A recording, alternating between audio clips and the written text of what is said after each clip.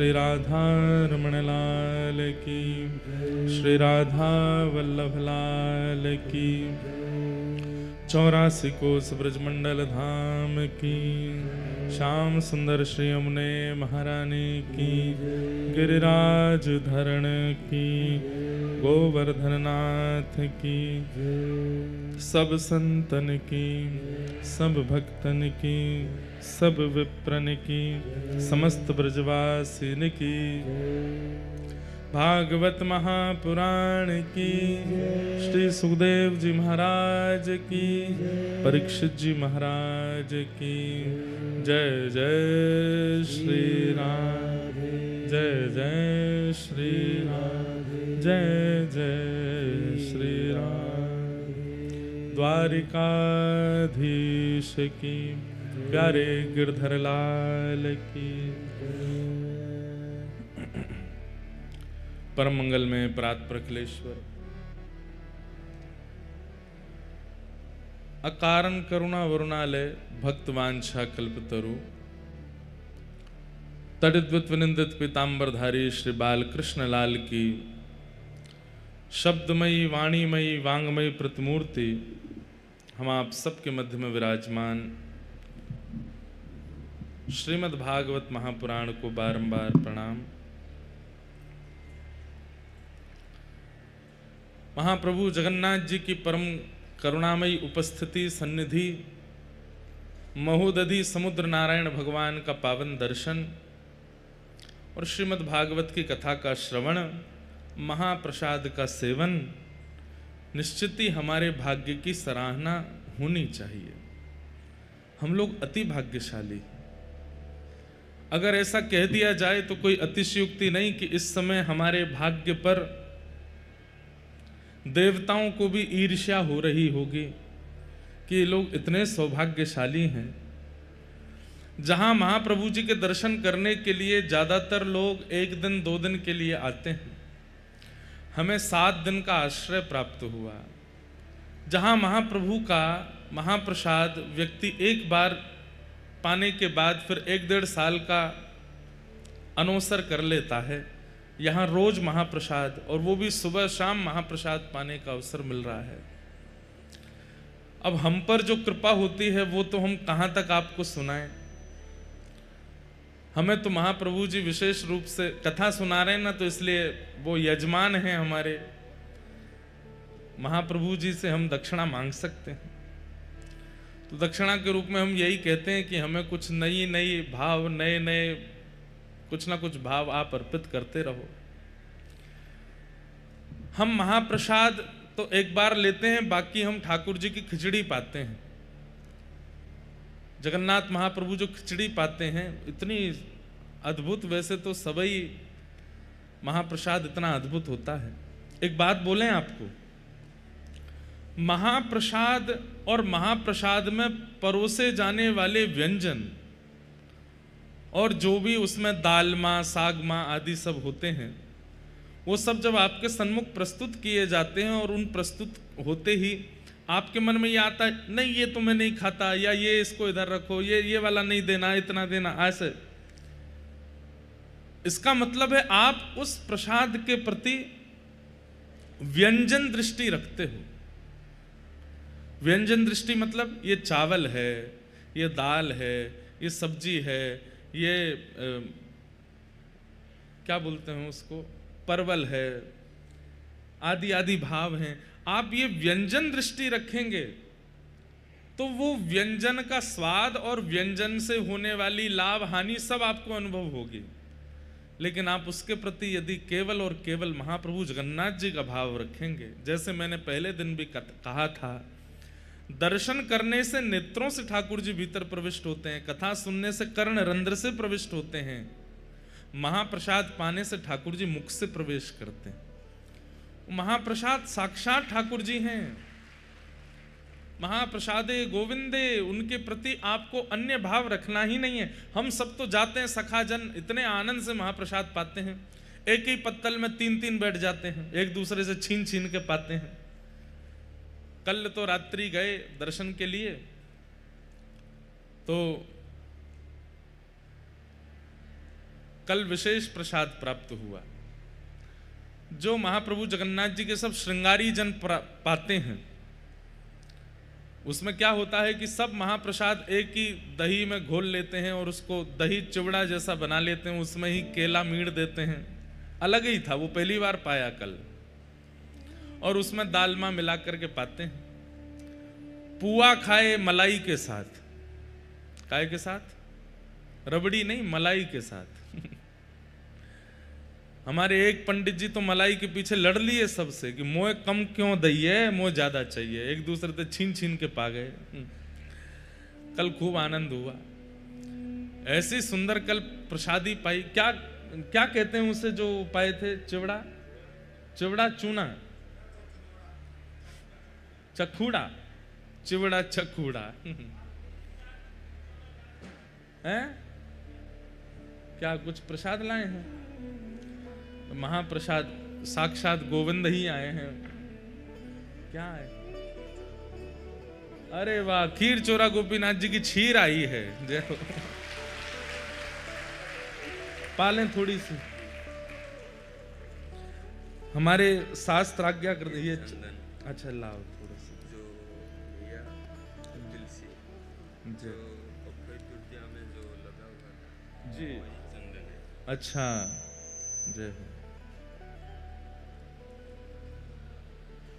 थोड़ा पा लेते हैं। अरे 5 साल के। अरे वाह, जय हो। आप वहीं बालासुर से ही आए? वाह, बड़ी कृपा। यहीं पधरा दो बस। हैं? ठीक। महाप्रसाद है और क्षीर चोरा गोपीनाथ जी ने जय जय हो जय जी जी जी जय। चैतन्य चरितामृत भी प्राप्त हुए हैं। गोपाल भैया आपको बुलाया था जो अच्छा, गोवर्धन में जो पंडित जी की समाधि जी जी जी पुरुषोत्तम मास में आपका कथा हुआ था जी। मलुकुट वाले महाराज जी आके जो विमोचन किया ना गोवर्धन हाँ हाँ हाँ जी। वही वाह वाह, वही गोपाल भाई आपको बुलाया था भैया। हम आएंगे, आप भी भैया बोले। जल्दी आएंगे। महाराज जी की कथा है नवंबर 27 में। अच्छा, मलुकुट वाले। हम आएंगे। अब आप विराज जाओ।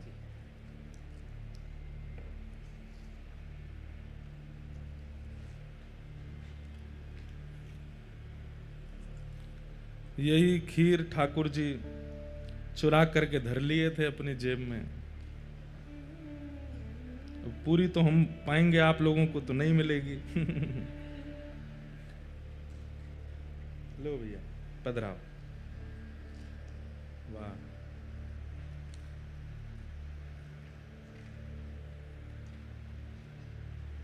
किसी और को देना नहीं। कईयों की दृष्टि पड़ी हुई है। एक पंडित जी आके बोले अभी मत पाइए, कथा के बाद पा लीजिएगा। मैंने कि मुझे पता है ना आप चट्ट कर जाओगे। हमारे शास्त्र आज्ञा करते हैं ठाकुर जी का प्रसाद आवे तो 1000 काम चल रहे हों, सबसे पहले उस प्रसाद का एक तिनका धर लो मुख में। क्यों? आपने सोचा प्रसाद आया, थोड़ी देर में, पहले बात तो सुनो, ताली पहले बजा देते हो। आपने प्रसाद आया और प्रसाद आते ही आपने विचार किया कि थोड़ी देर में पाऊंगा, और अगले ही क्षण प्राण चले गए तो प्रसाद तो रह गया ना, नहीं पा पाए। इसलिए प्रसाद कहीं भी तीर्थ का, किसी भी स्थान का जब सन्मुख आ जाए, जिस काम में लगे हो, जिस स्थिति में हो, जिस व्यवस्था में हो, तुरंत पहले प्रसाद सेवन कर लो। क्या पता अगले क्षण हमारे प्राण निकल गए तो। ठाकुर जी की सेवा कर रहे हो और ठाकुर जी की सेवा करते करते करते अब ठाकुर जी को सजा रहे हैं, तभी कोई द्वार पर आए, कोई रिश्तेदार आए। हम जगन्नाथपुरी से आए, प्रसाद लेके आए, ठाकुर जी को गोद में ही रखो, वो लाओ, एक हाथ में पहले प्रसाद दो, प्रसाद लेकर के तुरंत ऊपर से ग्रहण कर लो। आज झूठा नहीं होगा।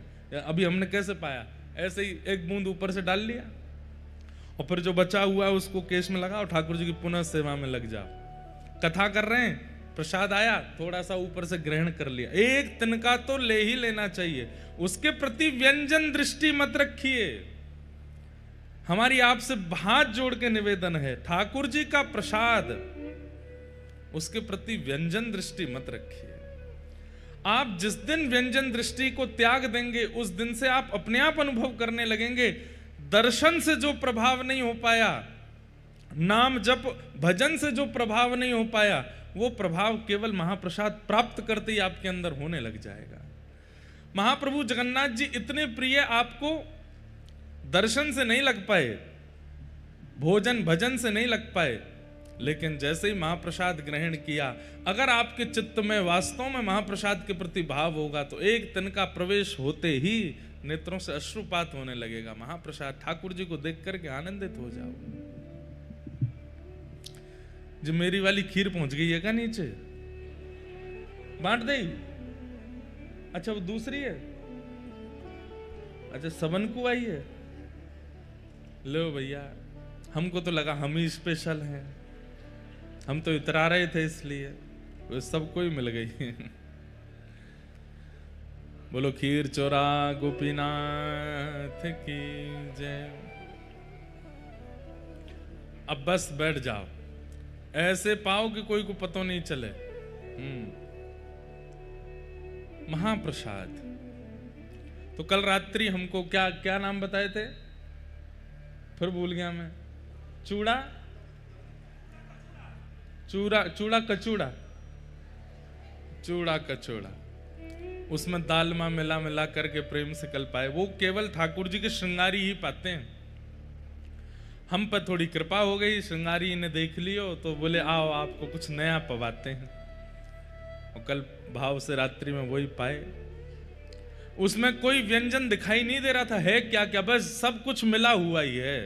जैसे पंढरपुर में एक भाव बनता है गोपाल काला, महाराष्ट्रियन कोई यहाँ बैठे होंगे तो उनको पता होगा।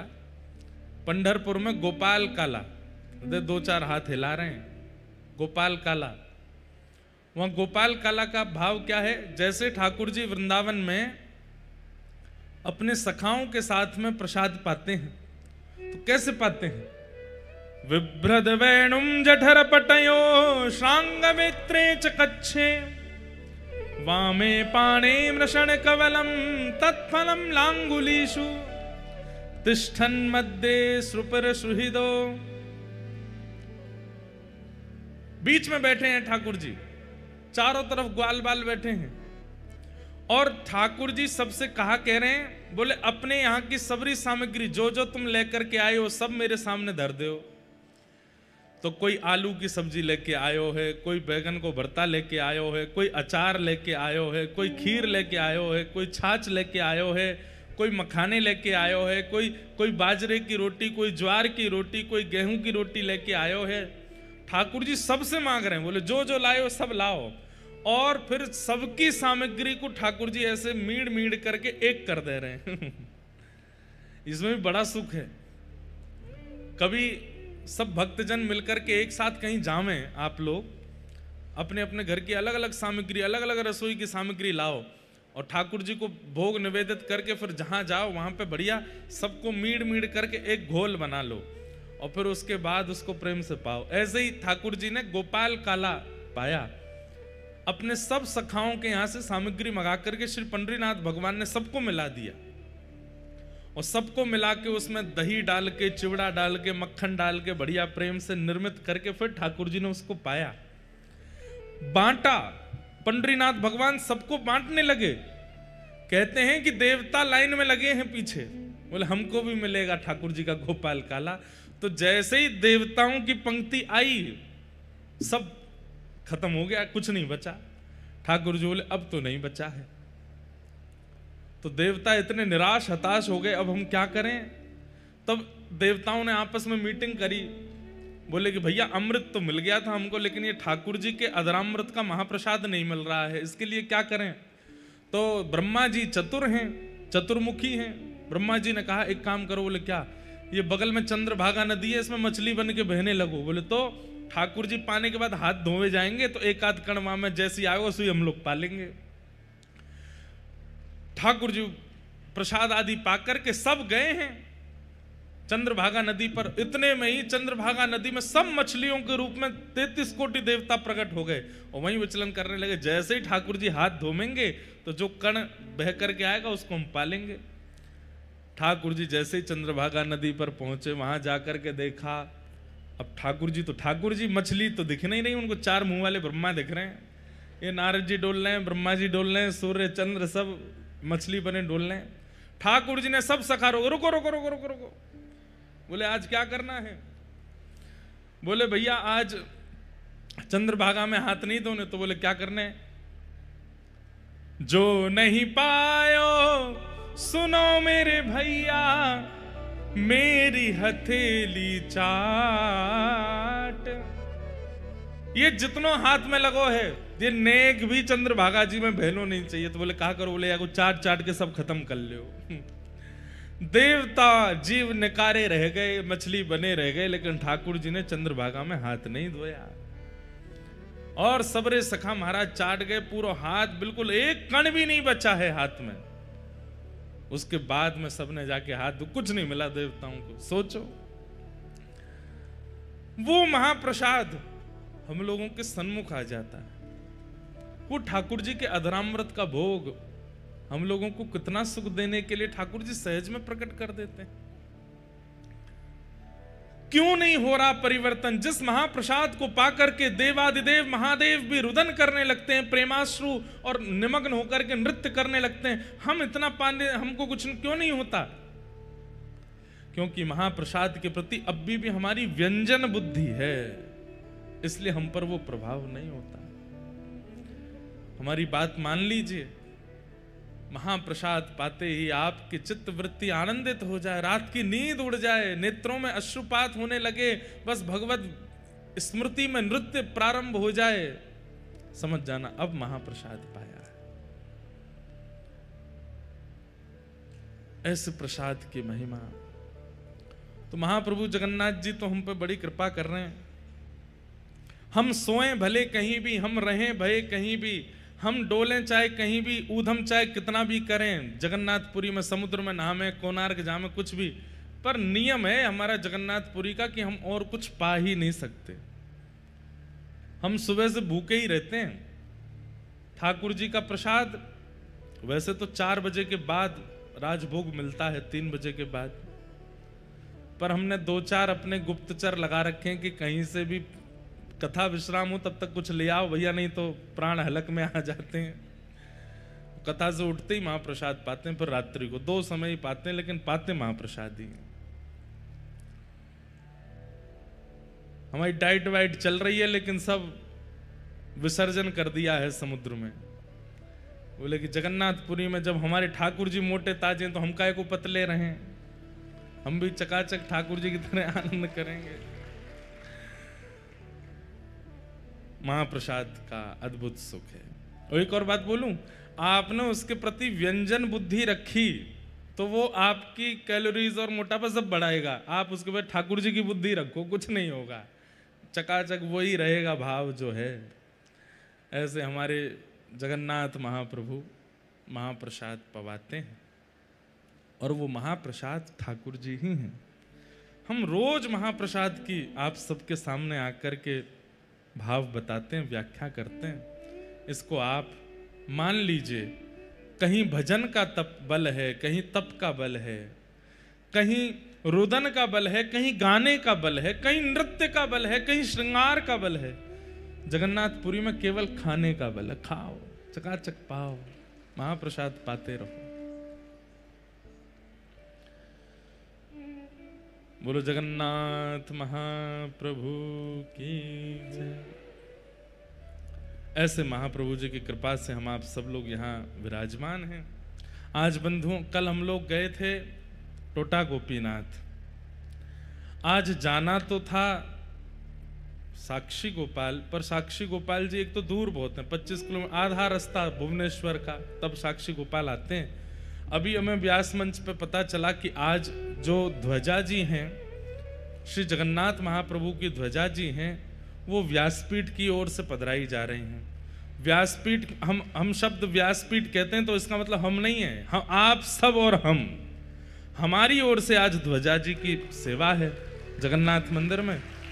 तो आज संध्या में साक्षी गोपाल, कल क्योंकि आज शाम को व्यासपीठ की तरफ से प्रसादी भी है सब लोगों की, 8:30 बजे जीयर स्वामी मठ बालासाही में, तो उसमें भी आप लोगों को पहुंचना है। और उससे पहले आज साक्षी गोपाल ना जाकर के आज सब लोग मंदिर में एकत्रित हो जाएंगे 4 बजे कथा श्रवण के बाद, और फिर मंदिर की परिक्रमा करके लक्ष्मी मैया का जो मंदिर है, लक्ष्मी माता जहां विराज रहे, उसके सामने जो आंगन है वहां आप सब लोग जाकर के विराजमान हो जाइएगा। 4 साढ़े 4 बजे ध्वजा जी का पूजन होगा और फिर ध्वजा जी आज व्यासपीठ की ओर से, भक्ति पथ परिकर की ओर से, सारस्वत परिवार की ओर से और आप सभी श्रोता परिवार की ओर से, हमारे ठाकुर जी जो हमारे शर्मा जी के ठाकुर जी हैं, उनका जन्मोत्सव है, उसी उपलक्ष्य में कथा हो रही है, तो उनकी ओर से आज श्री जगन्नाथ महाप्रभु जी को ध्वजा जी अर्पण कराएंगे।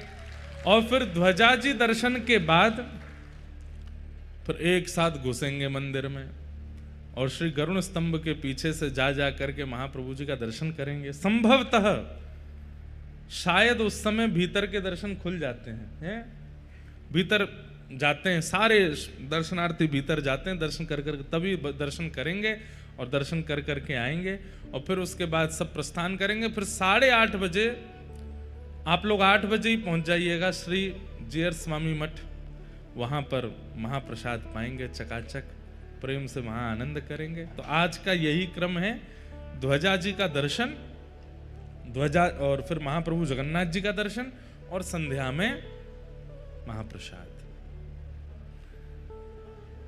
कल अगर अवसर मिलेगा तो या तो साक्षी गोपाल जाएंगे या फिर गुंडीचा जाएंगे, जहां महाप्रभु जी जगन्नाथ जी की रथ यात्रा जाती है, देख लेंगे कैसी व्यवस्था है, या कोणार्क जाएंगे, अब पर्ची उछाल के देख लेंगे, जहां का आ जाएगा वहां चल देंगे। जैसा भाव ठाकुर जी प्रकट करेंगे वैसा हम लोग करेंगे। कल हम लोग मंगलाचरण का श्रवण कर रहे थे। 88,000 सौनकादि ऋषि नैमिषारण्य क्षेत्र में विराजमान है। अगले वर्ष नैमिषारण्य में भी कथा है फरवरी में, जहां पर सौनकादि ऋषियों को सूत जी महाराज ने कथा श्रवण कराई। उसी नैमिषारण्य क्षेत्र में अगले वर्ष फरवरी में कथा है, आप सब लोग वहां आइएगा। वहां कथा सुनने का अपना अलग ही महत्व है। 88,000 सौनकादि ऋषियों ने सूत जी महाराज से प्रश्न की और सूत जी महाराज जी अपने गुरु को प्रणाम करते हुए अब यहां से कथा कहना प्रारंभ करते हैं कि यम प्रव्रजन्तमनुपेतमपेत कृत्यम द्वैपायनो विरह कातरया जुहाव पुत्रेति तन्मयतया तर्वोऽभिनेदु तं सर्वभूतहृदयं मुनिमानतोऽस्मि। अपने गुरु को प्रणाम किया और गुरु को प्रणाम करते हुए श्री सूत जी महाराज यहां से कहना प्रारंभ करते हैं कि मुनयः साधु पृष्टोऽयं भवद्भिर्लोकमङ्गलम् यत्कृतः कृष्ण संप्रश्नो येनात्मा संप्रसीदति सुप्रसीदति।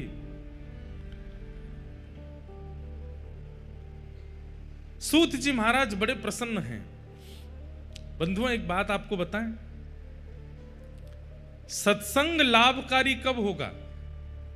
जब सत्संग करता सत्संग सुनने वालों से प्रसन्न हो जाए। सत्संग सुनने वाले जब आलस्य करते हैं, सत्संग सुनने वाले जब ध्यान नहीं लगाते हैं, इधर उधर देखते हैं, तो प्रवचनकर्ता का मन क्षोभित हो जाता है और उसके मन में क्षोभ आते ही उसका जो रस है वो भंग हो जाता है। फिर वो कितना भी भाव से कथा सुना रहा हो, आपका कल्याण नहीं हो सकता। शुकाचार्य जी की एक कथा सुनते ही परीक्षित का उद्धार हो गया, और यहां हम इतनी कथा सुन लेते हैं, क्यों नहीं होता? इसका मतलब यह नहीं है कि एक में ही उद्धार हो पर दूसरा दोबारा सुननी नहीं चाहिए, पर वो प्रत्येक कथा श्री कृष्ण का अनुभव कराने वाली तभी बनेगी जब वक्ता श्रोता से प्रसन्न होगा। इसलिए श्रोता को ऐसी भावना करके कथा में बैठना चाहिए कि इनकी दृष्टि अगर मुझ पे पड़ जाए तो ये मुझे देख करके आनंदित हो जाए। आप हमारी बात सत्य मान लीजिए, तभी वक्ता के हृदय से सुंदर सुंदर मोती प्रकट होते हैं जो आपका कल्याण करने वाले होते हैं। सूत जी महाराज यहां अति प्रसन्न हैं। सौनकादि ऋषियों से कहते हैं कि मैं आपके प्रश्न से बहुत प्रसन्न हूं, आपने इतना सुंदर प्रश्न किया है। आपके प्रश्न में दो भावनाएं हैं। कौन कौन सी? पहली भावना भवद्भिर लोक मंगलम। सब लोग इधर देखो, ध्यान से सुनो। आपके प्रश्न में पहली भावना यह है कि आपका प्रश्न लोक मंगल करेगा। कभी भी अवसर मिलता है ना तो चूका मत कीजिए। प्रश्न पूछने का अवसर मिले तो ऐसी जिज्ञासा, ऐसा प्रश्न करना चाहिए जिससे लोक मंगल होता। लोक में तो आप भी आते हैं ना, आपका भी मंगल हो जाएगा। और दूसरा, आपके प्रश्न में दूसरी भावना क्या है कि आपके प्रश्न से ठाकुर जी का यश प्रकट होगा और ठाकुर जी के सामीप्य वर्ती वार्ताएं होंगी। प्रश्न कैसा होना चाहिए? दो बातें, ठाकुर जी की लीला प्रकट होती हो और उस लीला के श्रवण से लोक का हित होता हो, लोक का मंगल होता हो, ऐसा प्रश्न ही करना चाहिए सदैव।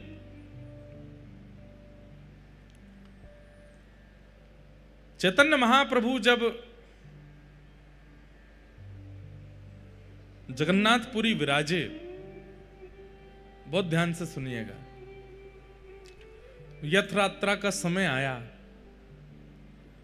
तो रथ यात्रा, मूल रूप से रथ यात्रा का कारण यह था, जो यहां का कारण है वो कारण क्या है?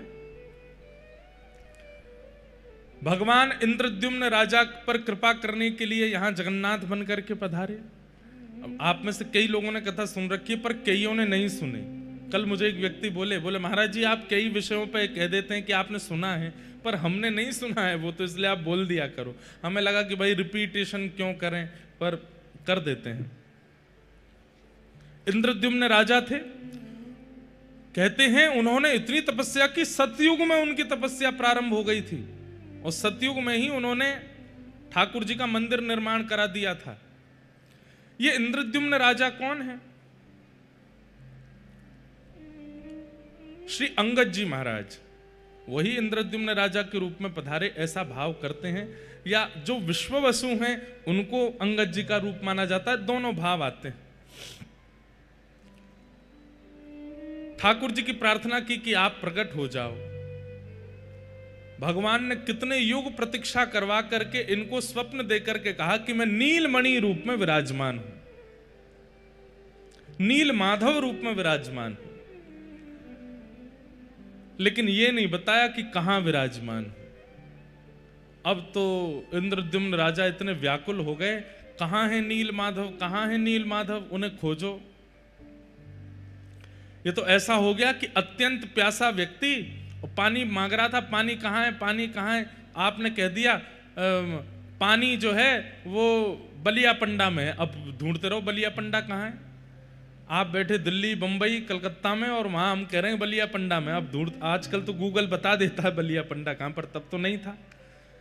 ठाकुर जी ने केवल इतना कहा कि मैं नील माधव रूप में तुमको मिलूंगा, लेकिन कहां मिलूंगा, कब मिलूंगा, कैसे मिलूंगा, इसकी कोई उद्घोषणा नहीं की।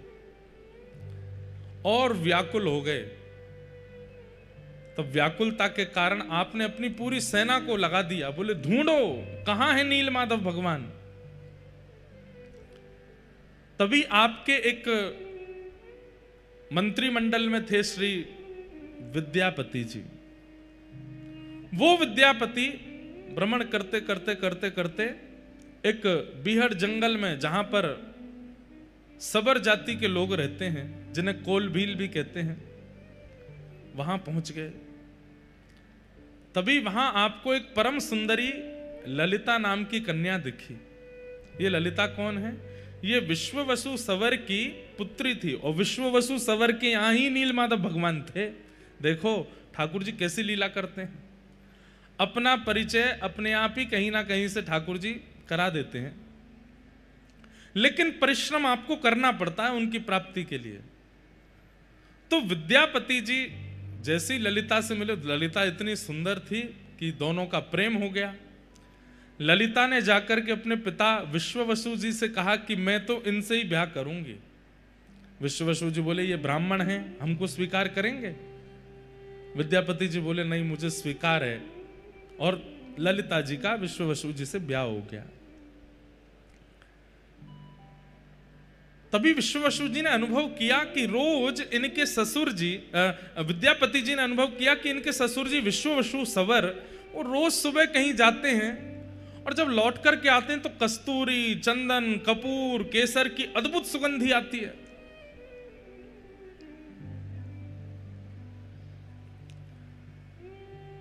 खोज तो चल रही थी नीलमाधव भगवान की। तो विद्यापति जी ने ललिता जी से पूछा कि आपके पिताजी सुबह सुबह कहाँ चले जाते हैं भोर में, और इतनी सुगंधी आती है उनमें से, कहाँ जाते हैं वो? तो उन्होंने बताया कि वो अपने ठाकुर की सेवा करने जाते हैं। क्या ठाकुर हैं? बोले नील माधव। बोलो गंगा मैया की जय। परम कृपा, परम आनंद का विषय है हमारे मध्य में परम पूजनीय प्रातः स्मरणीय श्री भगवत धाम हरिद्वार वाले पूज्य महाराज जी का आज आगमन हुआ है। आप सब लोग करतल ध्वनि के द्वारा पूज्य महाराज जी के श्री चरणों में प्रणाम करें। परम पूजनीय प्रातः स्मरणीय स्वामी श्री विवेकानंद जी महाराज, जिनकी कृपा दृष्टि दास पर सदा बनी रहती है, गंगा मैया का सुंदर भाव लेकर के चित्त में पूज्य महाराज जी पधारे हैं। साथ ही हमारे छोटे महाराज जी भी पधारे हैं। आप दोनों महापुरुषों को देख करके मन में एक ही भाव आता है, बोल जुगल जोड़ी सरकार की। ऐसी जुगल जोड़ी है पूज्य महाराज जी की। और यहाँ भगवत धाम की परंपरा में युगल आचार्य ही रहे हैं। जय हो।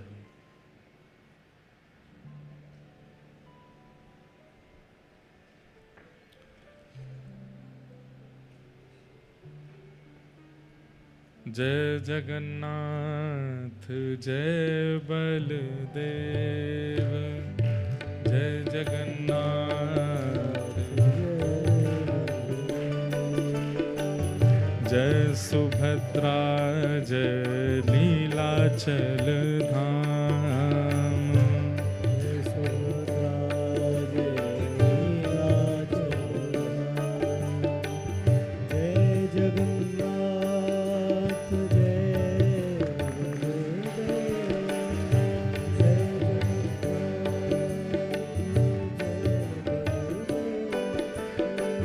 जय सुभद्रा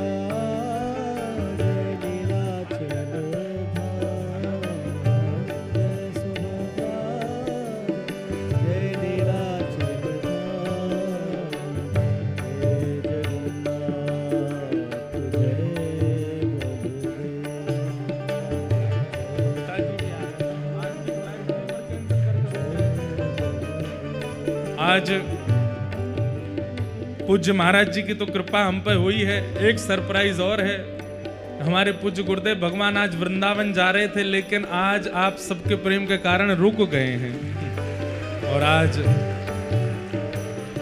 कथा में पुनः आपका भी आगमन हुआ है। बोलो सदगुरुदेव भगवान की। आज सुबह निकलना था, लेकिन सुबह सुबह हमको खबर मिली कि गुरुदेव भगवान कह रहे हैं हमारा तो मन लग रहा है जगन्नाथपुरी में, हम आज भी रुकेंगे, कल जाएंगे।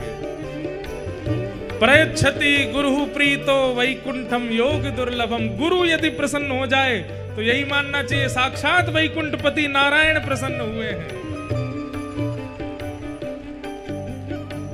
जय जगन्नाथ जय बलदेव,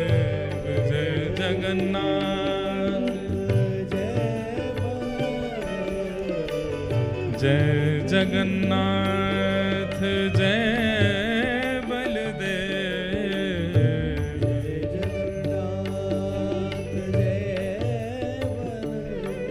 हे जय सुभद्रा जय लीलाचल धाम, जय सुभद्रा जय लीलाचल धाम, हे जय सुभद्रा जय लीलाचल धाम, जय जगन्नाथ जय बलदेव, हे जय जगन्नाथ जय बलदेव, हे जगन्नाथ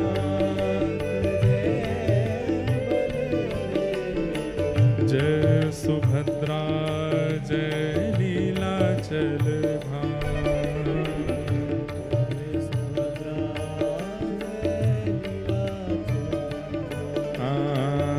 जय सुभद्रा जय लीलाचल धाम।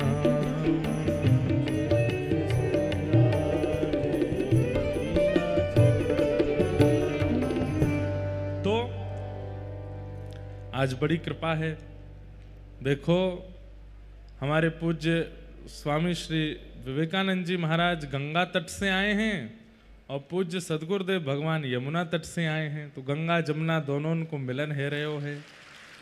और कहाँ हो रहा है? वैसे तो गंगा जी गंगा सागर में जाकर के ठाकुर जी के चरणों में विलीन होती हैं, सागर में विलीन होती हैं, पर यहाँ यमुना गंगा दोनों संगम होकर के और हम आप सब वैष्णवों को लेकर के श्री जगन्नाथ चरण रूपी सागर में विलीन हो रहे हैं।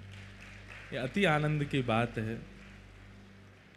हम कथा क्रम में चलें, बहुत ध्यान से सुनिएगा। तो विद्यापति, इनका विवाह किनसे हुआ? ललिता जी के साथ। तो ललिता जी किसकी पुत्री हैं? विश्ववसु सवर की। और विश्ववसु के यहां पर नील माधव भगवान की सेवा होती है गुप्त रूप से। एक बात हम आपसे निवेदन करना चाहते हैं, आप लोग माने तो। हमसे तो यह बात हो नहीं पाई, लेकिन अगर आपसे हो जाए तो करके देख लीजिएगा। अपने सेवा के ठाकुर जी को अति गुप्त कर लीजिए। ना उनका फोटो खींचना है, ना किसी को दर्शन कराने हैं। और जो कक्ष है, जिस कक्ष में ठाकुर जी विराजते हैं, उस कक्ष में कम से कम 1 वर्ष तक प्रयास कीजिए कि कोई नहीं जावे, केवल आप जाओ अपने ठाकुर जी के पास।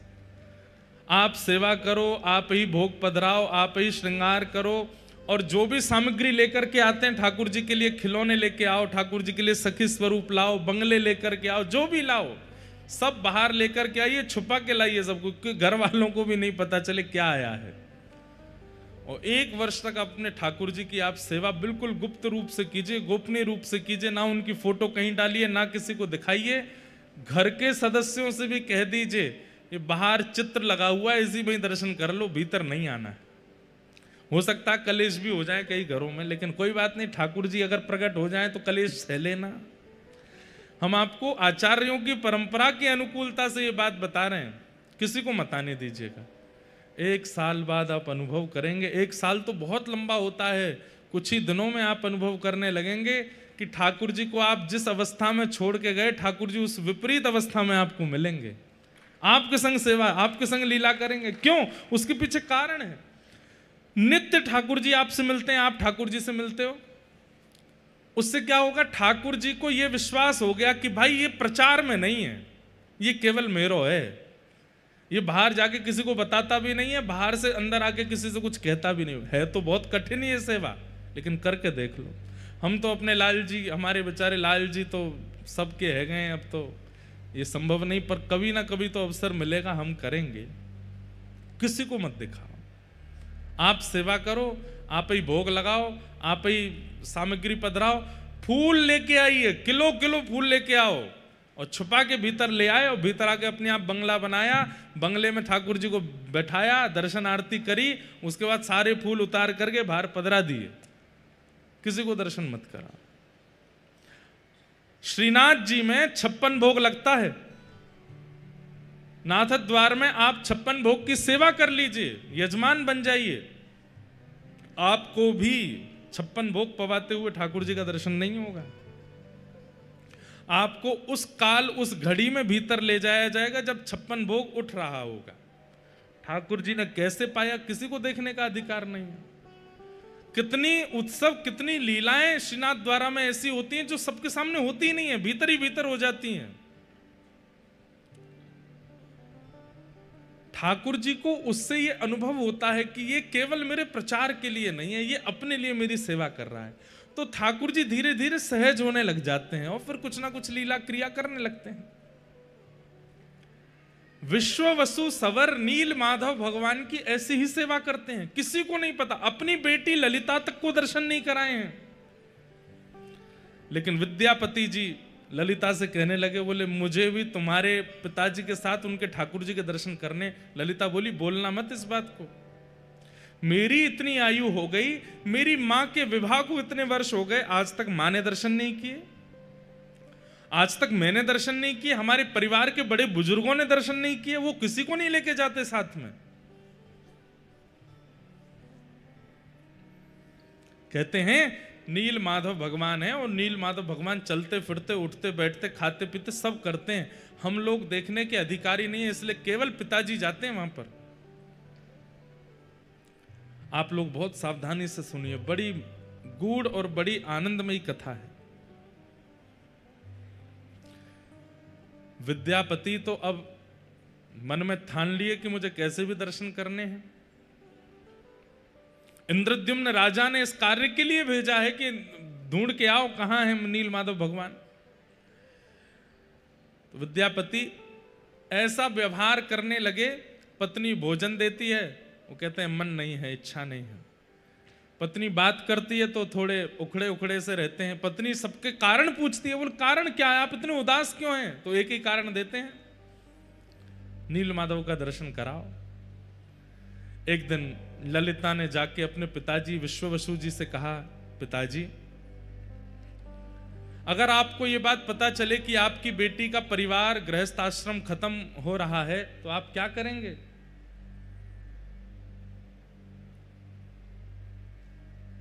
तो आप बोले कि पुत्री के गृहस्थाश्रम को व्यवस्थित करने के लिए जो करना पड़े करेंगे।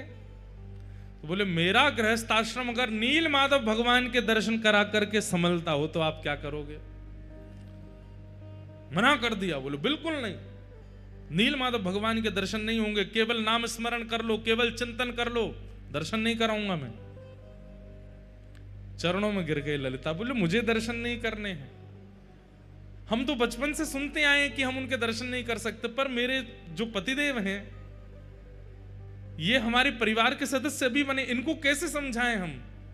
ये मुझसे बात नहीं करते, भोजन नहीं पाते, कुछ भी नहीं करते, आप कृपा कीजिए ना पिताजी, इनको दर्शन करा दीजिए। अनेक दिनों तक तो विश्ववसु मना करते रहे, लेकिन एक दिन पुत्री पर बहुत दया आ गई और नील माधव भगवान को कृपा करनी है, इसलिए उनके मन में भावना आ गई। बोले चलो ठीक है, तो दर्शन कराते हैं, लेकिन आंख पे पट्टी बांध के ले जाऊंगा ताकि रास्ता ना देख ले, नहीं तो रोज रोज पहुंच जाएंगे। विद्यापति बोले आप तो बस दर्शन करा दो। वो ठहरे विद्यापति, उनका नाम ही विद्यापति है। कहीं कहते हैं धान, कहीं कहते हैं सरसों की पोटली अपने कमर पर बांध ली और उसमें छेद कर दिया, और सुबह जब निकले हैं विश्ववसु ने आंखों पर पट्टी बांध दी है, लेकर के जा रहे हैं नील माधव भगवान का दर्शन कराने के लिए। सरसों गिरती जा रही है, आप जैसे ही ऊपर पहुंचे जाकर के पट्टी खोली महाराज, आहा नील माधव भगवान का दिव्य स्वरूप दर्शन करके आनंदित हो गए। बोले चलो हो गए दर्शन, अब वापस चलो। वापस लौट करके पुनः पट्टी बांध करके लेकर के आए। कुछ दिन प्रतीक्षा करते रहे विद्यापति, बोले अभी पौधे उग जाएंगे, उसके बाद तो रास्ता तो मिल ही जाएगा। लेकिन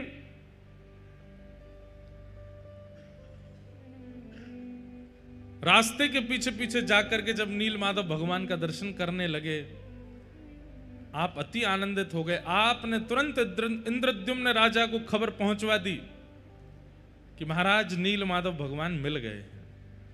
युगों से चली आ रही प्रतीक्षा इंद्रद्युम्न राजा की अब पूर्ण होने वाली है। आनंद के साथ नाचते गाते हुए इंद्रद्युम्न राजा आ रहे थे।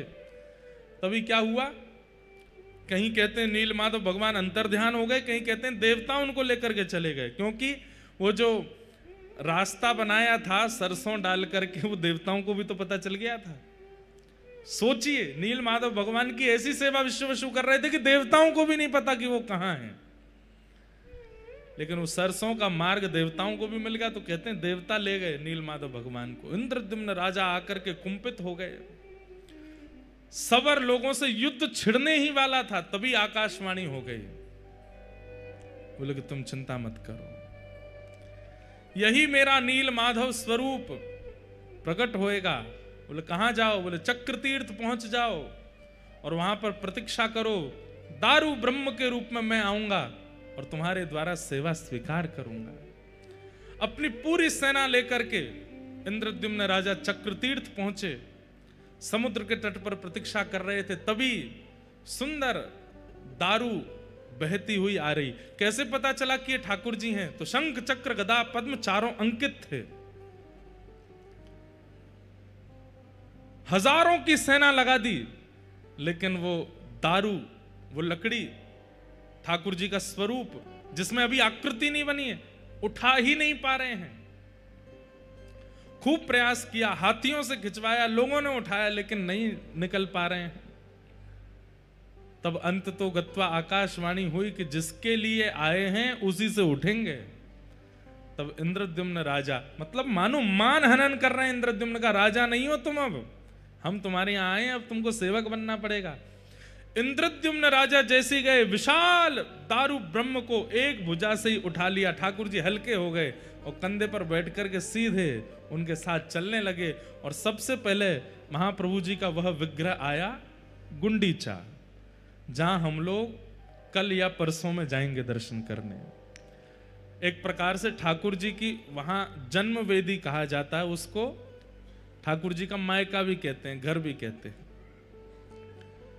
ठाकुर जी ने वहां आज्ञा कर दी कि हमारा स्वरूप निर्माण कराओ। अनेकों रूप बनाने वाले आए, अनेकों शिल्पकार आए, लेकिन कहते हैं छेना हथौड़ी उठाते हैं और जैसे ही करने लगते हैं तो जैसे किसी लोहे पर प्रहार करने पर खन आवाज और चिंगारियां निकलती हैं, ऐसे निकलने लगी। कोई ठाकुर जी का निर्माण नहीं कर पाया। तभी वहां एक विशेष परिवार के सदस्य, जिनका परिवार आज तक ठाकुर जी का स्वरूप निर्माण करता है, वे आए। उन्होंने आकर के ठाकुर जी का स्वरूप बनाया, लेकिन उन्होंने नियम रख दिया कि मैं एकांत में बनाऊंगा। दूसरी बात, आप बार बार आकर के डिस्टर्ब नहीं करेंगे, देखेंगे नहीं, एकांत में बैठ करके ठाकुर जी का स्वरूप निर्मित होगा।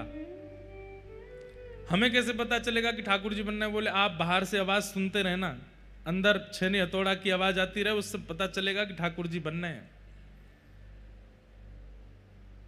25 दिन 24 दिन की लगभग उन्होंने आज्ञा की, इतने दिन में ठाकुर जी बनेंगे। लेकिन 14 दिनों में ही आवाज आनी बंद हो गई। रानी घबरा गई, राजा घबरा गए। आपने व्याकुल हृदय से एक दिन प्रतीक्षा की और फिर प्रतीक्षा का बांध टूट गया। बोले कि ठाकुर जी वयोवृद्ध हैं जो बना रहे हैं, कहीं ऐसा नहीं हो भीतर ही पधार गए हों, देख तो लें एक बार। जैसे ही द्वार खोल करके देखा, महाप्रभु जगन्नाथ जी का सुंदर विग्रह वहां विराजमान। श्री बलभद्र जी महाराज, श्री सुभद्रा जी और श्री सुदर्शन जी, चारों रूप प्रकट हो गए। बोलो श्री जगन्नाथ महाप्रभु की। ठाकुर जी का स्वरूप प्रकट हो गया।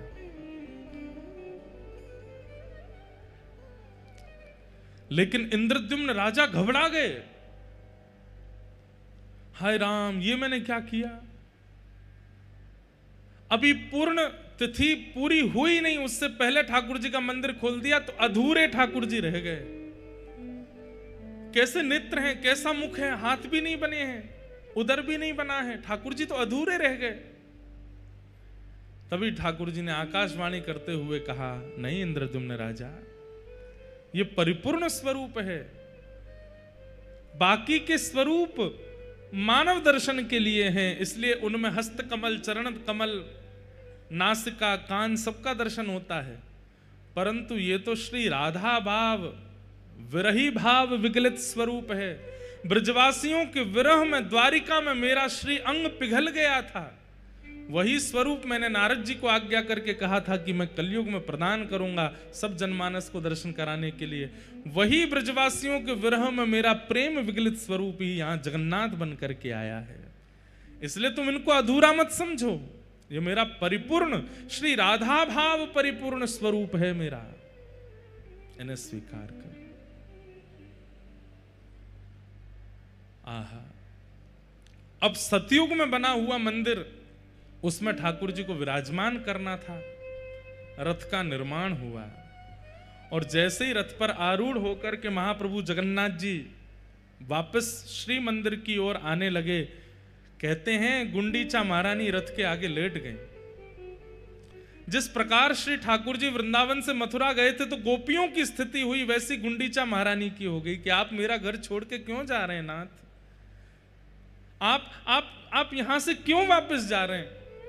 राजा के समझाने पर भी गुंडीचा नहीं मानी, अनेक विद्वानों के द्वारा समझाने पर भी गुंडीचा नहीं मानी। तो कहते हैं महाप्रभु जगन्नाथ जी सचल हो गए और रथ से उतर करके नीचे आए और आकर के गुंडीचा को हृदय से लगाया और कहा, मां आप चिंतित क्यों होती हो। बोले मैं कैसे रहूंगी, आप मेरा घर छोड़ के जा रहे हैं। तो महाप्रभु जगन्नाथ जी बोले, मां विश्व कल्याण के लिए, जगत कल्याण के लिए मेरा श्री मंदिर में जाना आवश्यक है। मैं घर पर बैठ करके जगत कल्याण नहीं कर पाऊंगा, मुझे मंदिर में जाना पड़ेगा। वहीं आकर के सब, अब यहां तो घर है, आज की बात होती तो गुंडीचा में भी दर्शन करते लोग, लेकिन उस समय में लोग कहीं ना कहीं विचार तो करते गुंडीचा तो घर है, राजा का निवास है, यहां पर कौन जाए कौन नहीं जाए, कहीं इस कारण से लोग दर्शन करने नहीं आए तो। और पूरी व्यवस्था और पूरे नियम से वो मंदिर बना है, सतयुग युग का बना हुआ मंदिर है, उसमें मुझे विराजना है मां। पर मैं वचन देता हूं, हर साल स्नान पूर्णिमा के 15 दिन बाद मैं स्वयं रथ पर आरूढ़ होकर के आपके घर आऊंगा और फिर यहीं रह करके अपनी मां के द्वारा प्रदत्त किए गए लालन पालन भोग सामग्री सबको स्वीकार करूंगा। साल भर तो मैं जगत कल्याण के लिए मंदिर में विराजूंगा, पर साल में एक सप्ताह के लिए मैया मैं आपके पास आऊंगा, आप चिंतित मत हो। गुंडीचा मैया फिर भी नहीं मानी, बोले आप तो ऐसे ही आश्वासन यशोदा मैया को दिए थे कि परसों आ जाऊंगा, और परसों के बरसों बीत गए, आप लौट करके नहीं आए। तब भगवान ने गुंडीचा मैया को हृदय से लगाया और हृदय से लगाते ही गुंडीचा मैया को यह भाव दिखाया कि मैया आप कोई और थोड़ी हो, आप यशोदा ही तो हो। यशोदा ही तो गुंडीचा के रूप में आई हैं, ये नंद बाबा ही श्री नील इंद्रद्युम्न राजा के रूप में आए हैं। मैंने जो वचन दिया था कि मैं आऊंगा वो मैं जगन्नाथ वेश में पूरा करूंगा, आप यहीं विराजो। ये गुंडीचा वृंदावन है और श्री मंदिर द्वारिका है, और मैं द्वारिका से निश्चित यहां आऊंगा और आकर के आपको सुख प्रदान, अपना वचन निभाऊंगा। ठाकुर जी वर्षों पूर्व दिए गए द्वापर के वचन को निभाते हैं रथ यात्रा करके। ठाकुर जी ने कहा था कि मैं आऊंगा ब्रजमंडल, और ठाकुर जी जाते हैं। इंद्रद्युम्न राजा और गुंडीचा मैया दोनों चरणों में बैठ गए। भगवान बोले वरदान मांगिए, क्या चाहिए।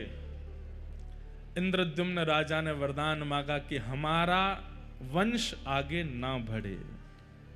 क्या मांगा?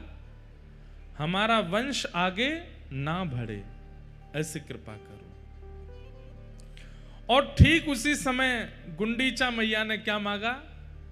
हमें एक संतान हो जाए, एक पुत्र हो जाए।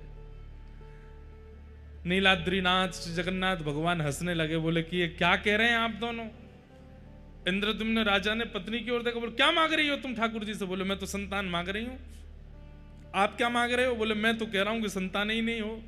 अब पति पत्नी दोनों विपरीत अवस्था मांगेंगे। ठाकुर जी बोले कैसे पूरी होगी? इंद्रद्युम्न राजा कह रहे हैं संतान नहीं चाहिए, और गुंडीचा मैया कह रही है संतान चाहिए। दोनों में वहीं पर ही महाराज द्वंद्व सा होने लगा। संतान चाहिए, वो बोले संतान नहीं चाहिए, संतान चाहिए, संतान नहीं चाहिए। ठाकुर जी बोले बस बस बस रुको, हम तुम्हारा समाधान करते हैं। इंद्रद्युम्न राजा को संतान नहीं चाहिए, आपकी पत्नी गुंडीचा को संतान चाहिए। अब ये तो एक ही क्रिया से पूर्ण हो सकता है। बोले क्या? मैं ही आपकी संतान बन जाता हूं। आज के बाद आप पूरे विश्व में कह दीजिएगा कि कितने बालक हैं? बोले 3 बालक हैं, 2 लाला 1 लाली।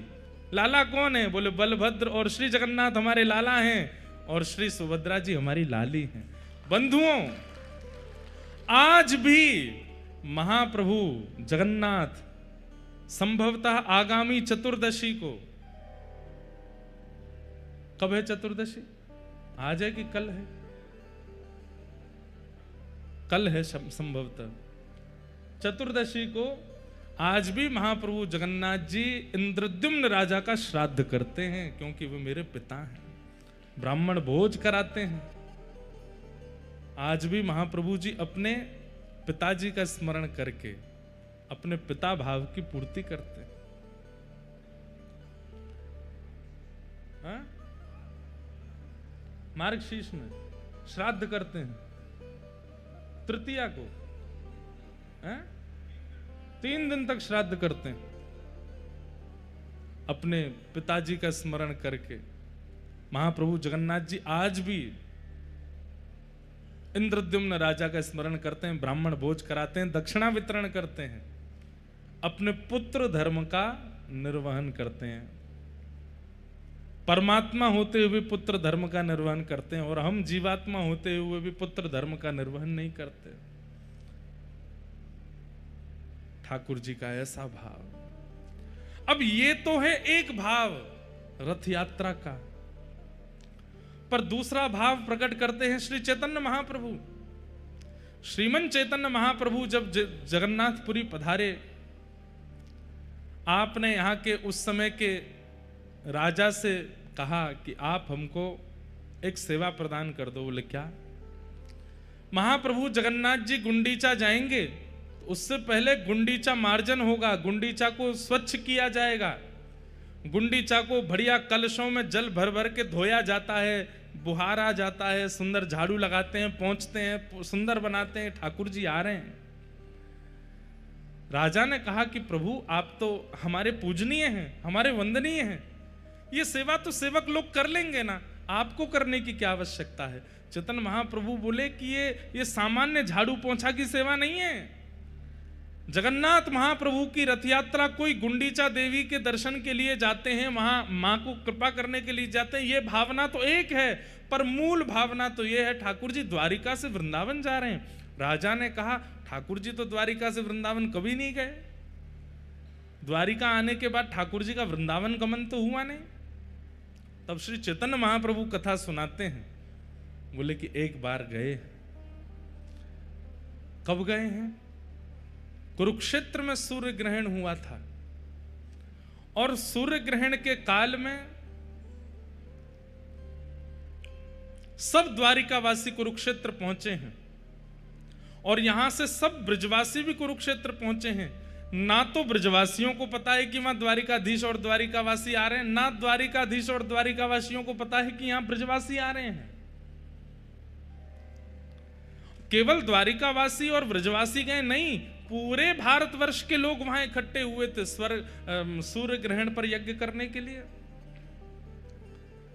लेकिन जैसे सूर्य ग्रहण काल में वहां सब एकत्रित हुए, तब धीरे धीरे खबर उड़ने लगी, और उड़ते उड़ते ठाकुर जी तक पहुंची कि ब्रजवासी यहां आए हुए हैं।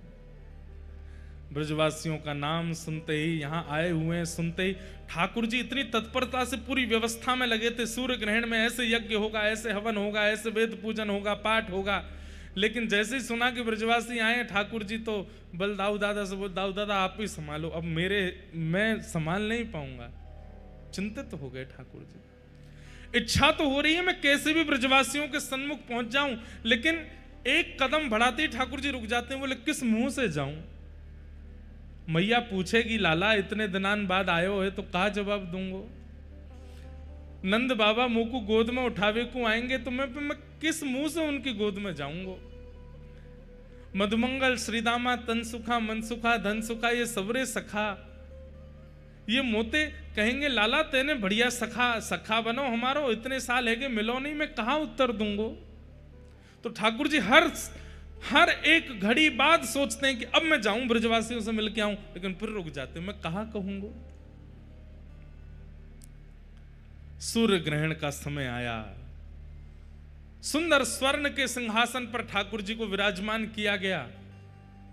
भारतवर्ष के कोने कोने से विप्रदेव आए हैं, कोई तुलसी अर्चन कर रहे हैं, कोई सहस्त्र कमल अर्चन कर रहे हैं, कोई पुष्प अर्चन कर रहे हैं, कोई रत्न अर्चन कर रहे हैं। सब ठाकुर जी के चरणों में कहीं से तुलसी चढ़ाई जा रही है, कहीं से पुष्प चढ़ाए जा रहे हैं। पर ठाकुर जी उस समय केवल नेत्र बंद करके ये बार बार विचार कर रहे हैं कि मैं परमात्मा हूं, मुझे कृपा करनी है। लेकिन बार बार ठाकुर जी भूल जाते हैं कि मैं परमात्मा हूं, फिर सोचते हैं मैं तो लाला हूं।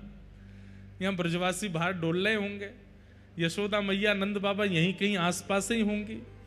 जोर से सुगंधी भीतर लेते हैं कि वायु में कहीं नंद बाबा की हृदय की, यशोदा मैया की हृदय की सुगंधी मुंह को आ जाए। यहां नंद बाबा को पतो चली कि द्वारिकाधीश आए हैं, हमारो लाला आयो। नंद बाबा ने धीमे से जाकर के ये खबर यशोदा मैया को सुनाई। बोली अरे मेहर एक बात बताऊं। बोले कहा, हमारो लाला कन्हैया वो कुरुक्षेत्र में है। ये सुनते ही यशोदा मैया तो उठ खड़ी हुई, नेत्रों से कम दिखाई देता है। कहा सुनी मैंने, लाला कुरुक्षेत्र आयो है। बोले हाँ मेहर, लाला कुरुक्षेत्र में। भाव विह्वल हो गई, हाथ पकड़ लिए नंद बाबा के। बोले मुझे एक बार दिखाए दो, मुझे एक बार मिलाए दो। अब यहां नंद बाबा संकोच कर रहे हैं। यशोदा 100 से भी अधिक वर्ष हो गए हैं लाला को गए भय, और मैं और मेरे तेरे हृदय को भाव तो है ही कि लाला से मिलना है, पर वास्तविकता तो अब सबसे छुपी नहीं है कि लाला मूल रूप में बेटा तो देवकी वसुदेव को है ना। और अब तो वो द्वारिका को राजा बन गयो है, सब वाकू राजा महाराजा कह करके पुकारे हैं। हमने तो सुनी है 16,108 ब्याह है गए, बड़े बड़े राजघराने की कन्यांते वाको ब्याह भयो है। हम भोरे भारे से ब्रजवासी जामेंगे, हमको देख करके कहीं लाला को संकोच है गए हो तो कैसे जाएंगे। यशोदा मैया बोली यही संकोच को चिंतन करते करते जीवन निकल जाएगो। अरे मेरी एक इच्छा पूरी कर दो बस, अब पता ना कब प्राण चले जाएं। एक बार लाला को, एक बार मेरे कन्हैया को मुंह को दिखाए दो। मैं देखना चाहूं लाला के नैन नक्श अबहु वैसे ही हैं, हाथ पांव वैसे ही हैं कि कछु परिवर्तन आ गयो है। एक बार तो दिखाए दो। और श्री नंद यशोदा अति वृद्ध हैं, दोनों धीमे धीमे हाथ पकड़ करके जा रहे हैं, पूछते जा रहे हैं भैया ये द्वारिका वासी इनको शिविर कहां है। ये कथा श्री चैतन्य महाप्रभु सुना रहे हैं यहां के राजा को, और बता रहे हैं कि मूल रूप से रथ यात्रा क्यों होती है।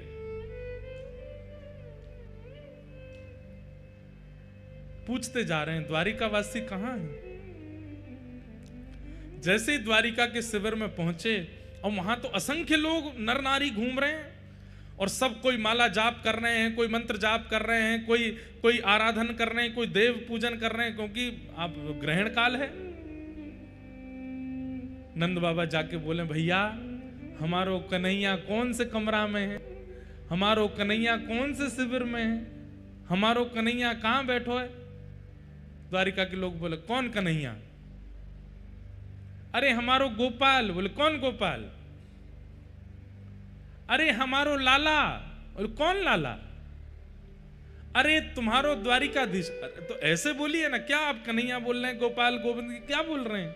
राजा धीराज महाराज गौ ब्राह्मण प्रतिपालक वसुदेव नंदन देवकी नंदन श्री कृष्ण चंद्र भगवान, ऐसे कहिए। अब हम तो भैया बोले को ना इतना लंबो चौड़ा, हम तो वृंदावन ते आए, हम तो कन्हैया गोपाल गोविंद ही बोले, कहाँ हैं।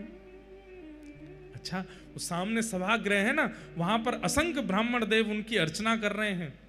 आप लोग जाइएगा, कोने में खड़े होकर दर्शन कर लीजिएगा। अभी ग्रहण काल है, आराधना चल रही है, वहां पर विक्षेप मत कीजिएगा। नंद यशोदा बोले हाँ ऐसा ही करेंगे।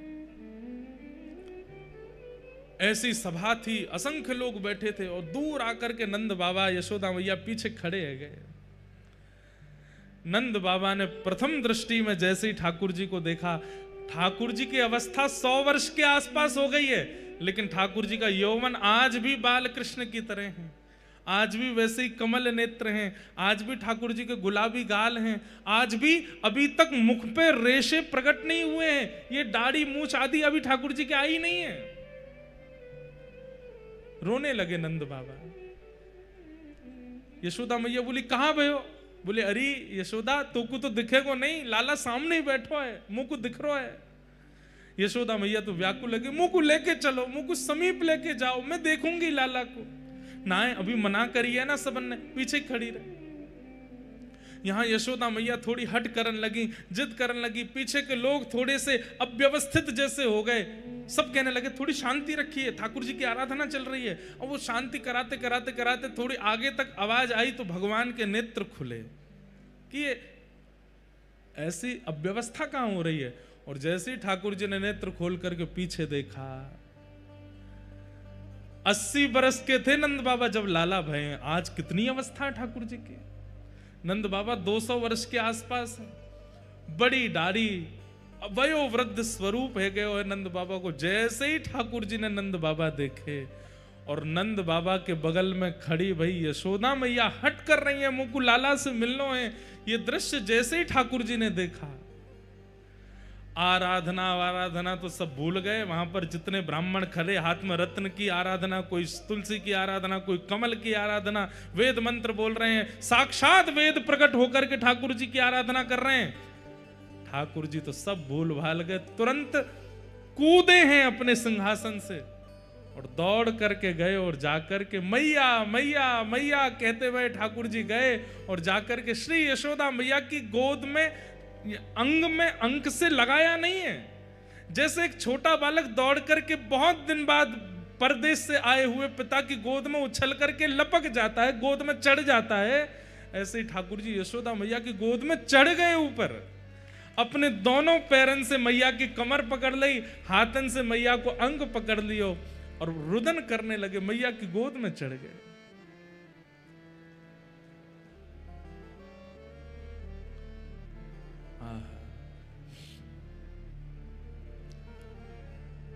यशोदा मैया रुदन कर रही हैं। इतनी अवस्था ठाकुर जी की हो गई, 16,108 ब्याह हो गए, प्रत्येक पत्नी से संतान भी हो चुकी हैं और संतानों के भी ब्याह हो चुके हैं। उस अवस्था में ठाकुर जी यशोदा मैया की गोद में चढ़ गए और मैया की गोद में जाते बहुत देर तक तो रुदन करते रहे और थोड़ी देर बाद मैया के वक्ष पर अपना हाथ फेरन लगे और बोले मैया मुझे बहुत दिना से भूख लग रही है, मैं अभी तक तृप्त ना भय हूं, मैया मुझको अपना दूध पिवा, अब ही पिवा। अब द्वारिकाधीश नहीं है, अब वृंदावन चंद है। छोटे से लाला को जैसे गोद में मैया लेती है, ऐसे ही ठाकुर जी को लेकर के बीच आंगन में बैठ गई। चारों तरफ द्वारिकावासी देख रहे हैं, नंद बाबा खड़े हैं बगल में और श्री यशोदा मैया लाला को अपने पयोधर का पान करा रही हैं। 200 वर्ष की वयोवृद्धा यशोदा मैया ने जैसे ही अपना पयोधर ठाकुर जी के मुख में दिया, अपने आप दुग्ध प्रकट होने लगा और ठाकुर जी दूध पान कर रहे हैं। रुक्मणी जी घुटनों पर बैठे बैठे रुदन कर रही हैं। सत्यभामा, जामवती, जितनी सब भगवान की पटरानियां हैं, इस दृश्य को देखकर के कोई आश्चर्यचकित हो रही है, ये क्या देख रहे हैं हम। सबके कान में खबर पड़ी कि यशोदा मैया है। जैसे ही पता चला यशोदा मैया, सब द्वारिकाधीश, द्वारिका के लोग अपने अपने स्थान पर ही दंडवत प्रणाम करने लगे। यशोदा मैया की जय हो। यही है यशोदा मैया।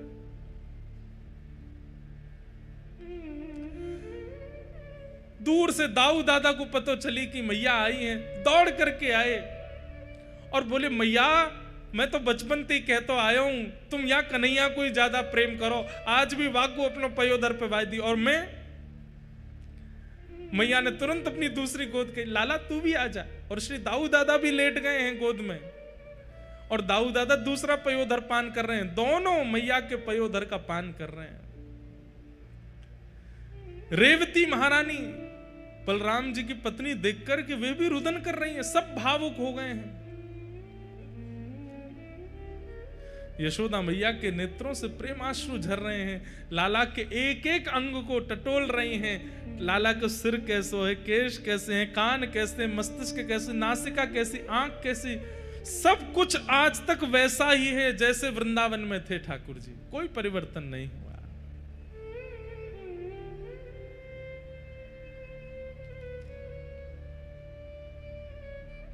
देवकी मैया को पता चली कि यशोदा जी आई हैं। जैसे ही देवकी मैया आई, मैया ने आकर के प्रणाम किया। यशोदा मैया बोली, लाला जी कौन है? बोले मैया जी मैया है, देवकी मैया है। देवकी मैया नाम सुनते ही यशोदा मैया उल्टा प्रणाम करने लगी, चरण पकड़ने लगी। और चरण पकड़ने तो देवकी मैया संभाल रही, मैया जी कहा कर रही हो आप?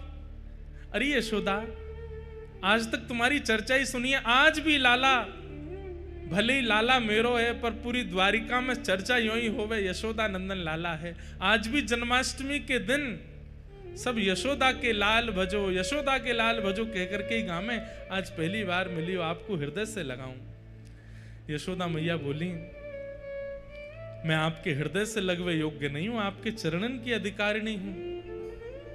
क्यों ऐसा क्यों कह रही हो?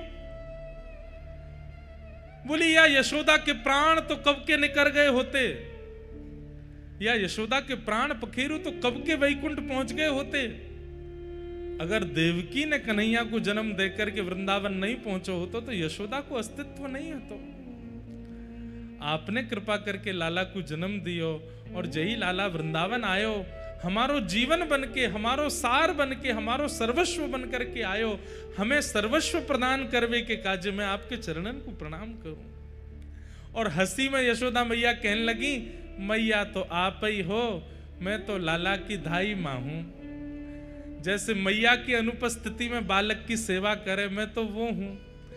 ये सुनकर के देवकी मैया रुदन करने लगी। यशोदा जी से बोली, मां ऐसे मत कहो, आप पूरे द्वारिकावासी से पूछ लो, लाला आपसे कितनो स्नेह करे। नंद बाबा की गोद में चढ़ गए ठाकुर जी। ठाकुर जी मानो जैसे बिल्कुल बाल अवस्था में आ गए हों, अब बिल्कुल द्वारिकाधीश जैसी लीला नहीं करने।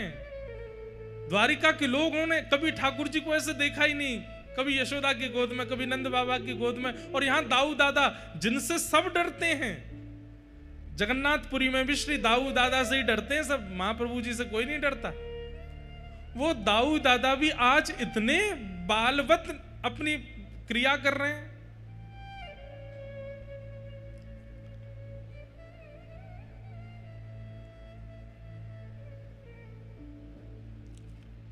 तभी ठाकुर जी के कान में खबर पड़ी, श्री राधा रानी भी आई हैं। राधा रानी का नाम सुनते ही ठाकुर जी थोड़े गंभीर हो गए, और गंभीर अवस्था में आकर के मैया को तो भीतर बिठाया, सब पत्नियों से मिलवाया, सब क्रिया करी, और अवसर जानकर के ठाकुर जी बोले कि किशोरी जी नहीं आएंगे, मैं ही जाऊंगा। यहां किशोरी जी सब सखियों के साथ बैठी हैं।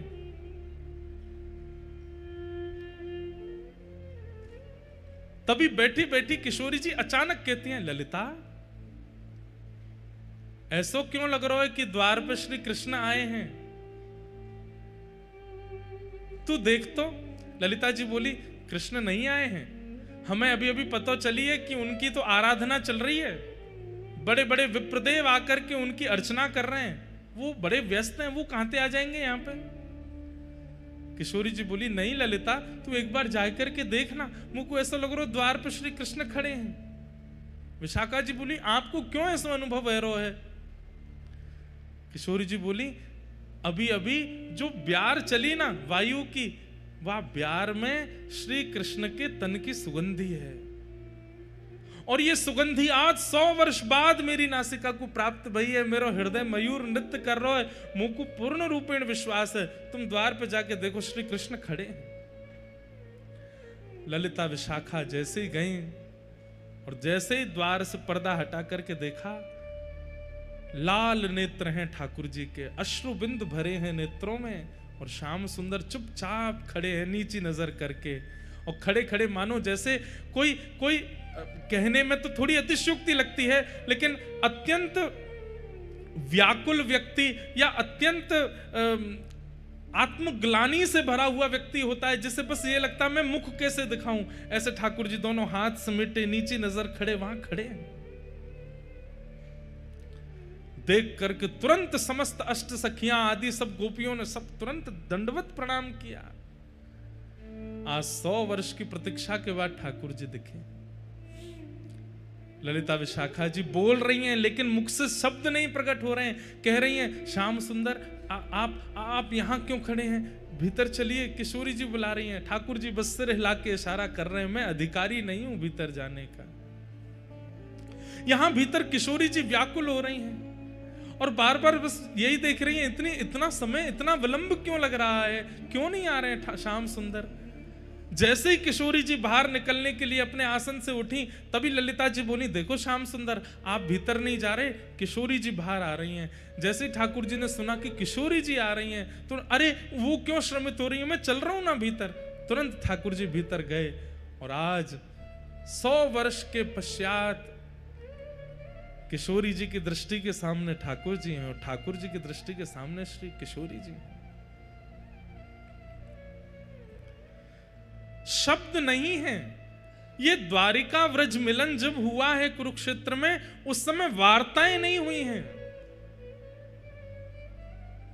केवल सब मौन हैं, एक दूसरे को देख करके ही आनंदित हो रहे हैं। सबके मन में बस एक ही भाव आ रहा है कि बोल करके किसी संवाद को प्रारंभ क्यों करें। इतने वर्ष बाद नेत्रों को श्याम सुंदर दिखें, देख लो इन्हें।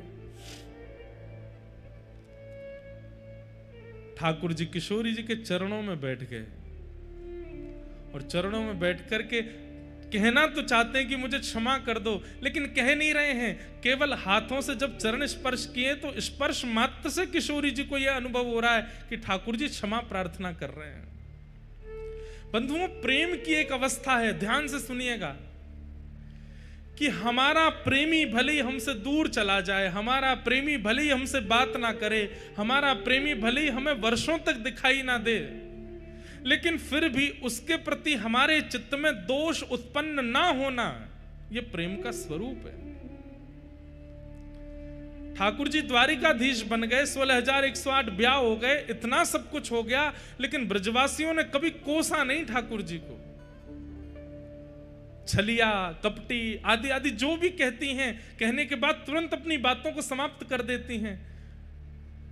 जोई जोई प्यारो करे सोई मोहे भावे, भावे मोहे सोई, जोई सोई सोई करे प्यारे। श्री हितरवंश महाप्रभु हित चतुराशी जी के प्रथम पद में कहते हैं, प्रेम का स्वरूप क्या है? ठाकुर जी जो करें, प्रेमी हमारा जो करे, हमें सब स्वीकार है।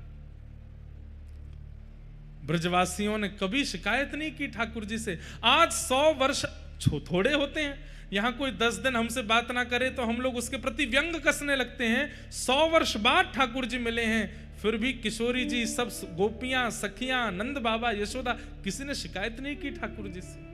यह प्रेम का स्वरूप है। ठाकुर जी जिस प्रकार किशोरी जी के चरण कमलों का स्पर्श कर रहे हैं, किशोरी जी समझ गई हैं कि ये मुझसे क्षमा प्रार्थी हो रहे हैं। तुरंत किशोरी जी नीचे बैठ गई, हाथ पकड़ लिए, बोले आप क्या कर रहे हैं? ये इस प्रकार आप चरण क्यों छू रहे हैं? ठाकुर जी कह रहे हैं, मुझे बहुत आत्मग्लानि हो रही है। आप ब्रजवासियों को जो कष्ट, जो पीड़ा, जो विरह मैंने दिया है, उस विरह से मुझे बहुत कष्ट हो रहा है।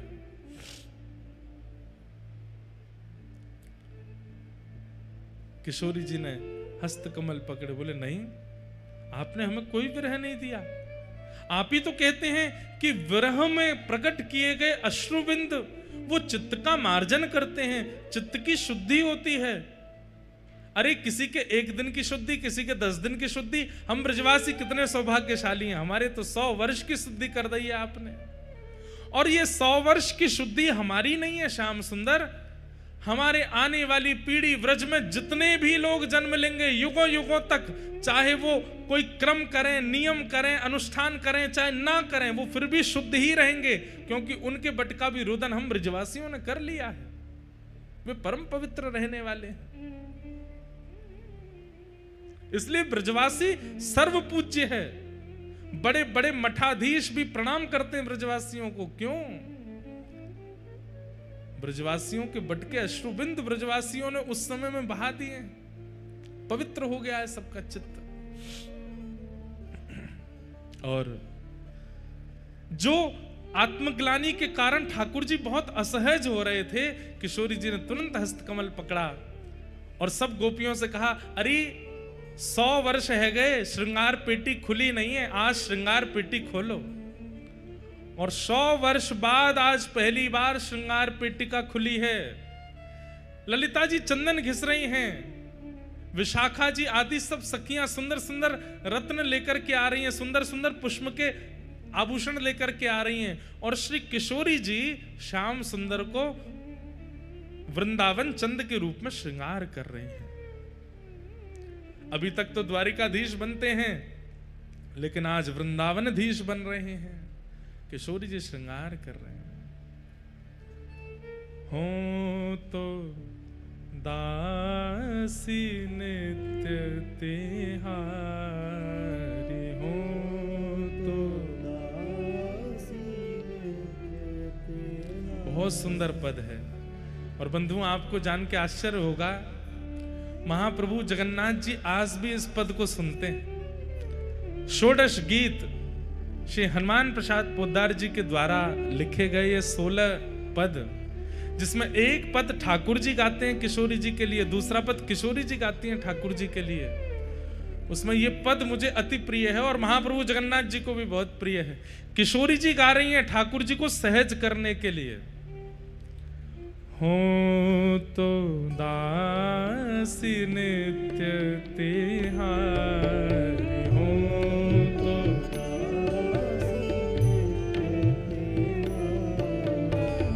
हो तो दासी नित्य तिहारी, हो तो दासी नित्य तिहारी। हो तो दासी नित्य तिहारी, हो तो दासी नित्य तिहारी। प्राणनाथ जीवन धन मेरे, प्राणनाथ जीवन धन मेरे। प्राणनाथ जीवन धन मेरे, प्राणनाथ जीवन धन मेरे। हो तुम पे मैं बलिहारी,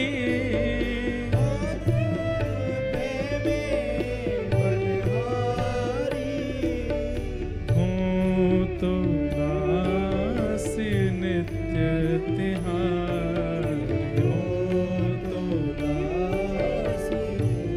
बंधुओं, जो ठाकुर जी के प्रति वात्सल्य भाव रखते हैं उनके लिए अलग भाव है, जो ठाकुर जी के प्रति सख्य भाव रखते हैं उनके लिए अलग भाव है, लेकिन जिनका भी ठाकुर जी के प्रति दासी भाव है और ठाकुर जी की वह स्वयं को गोपी मानते हैं, ठाकुर जी को प्रियतम मानते हैं, उनको ये पद याद करने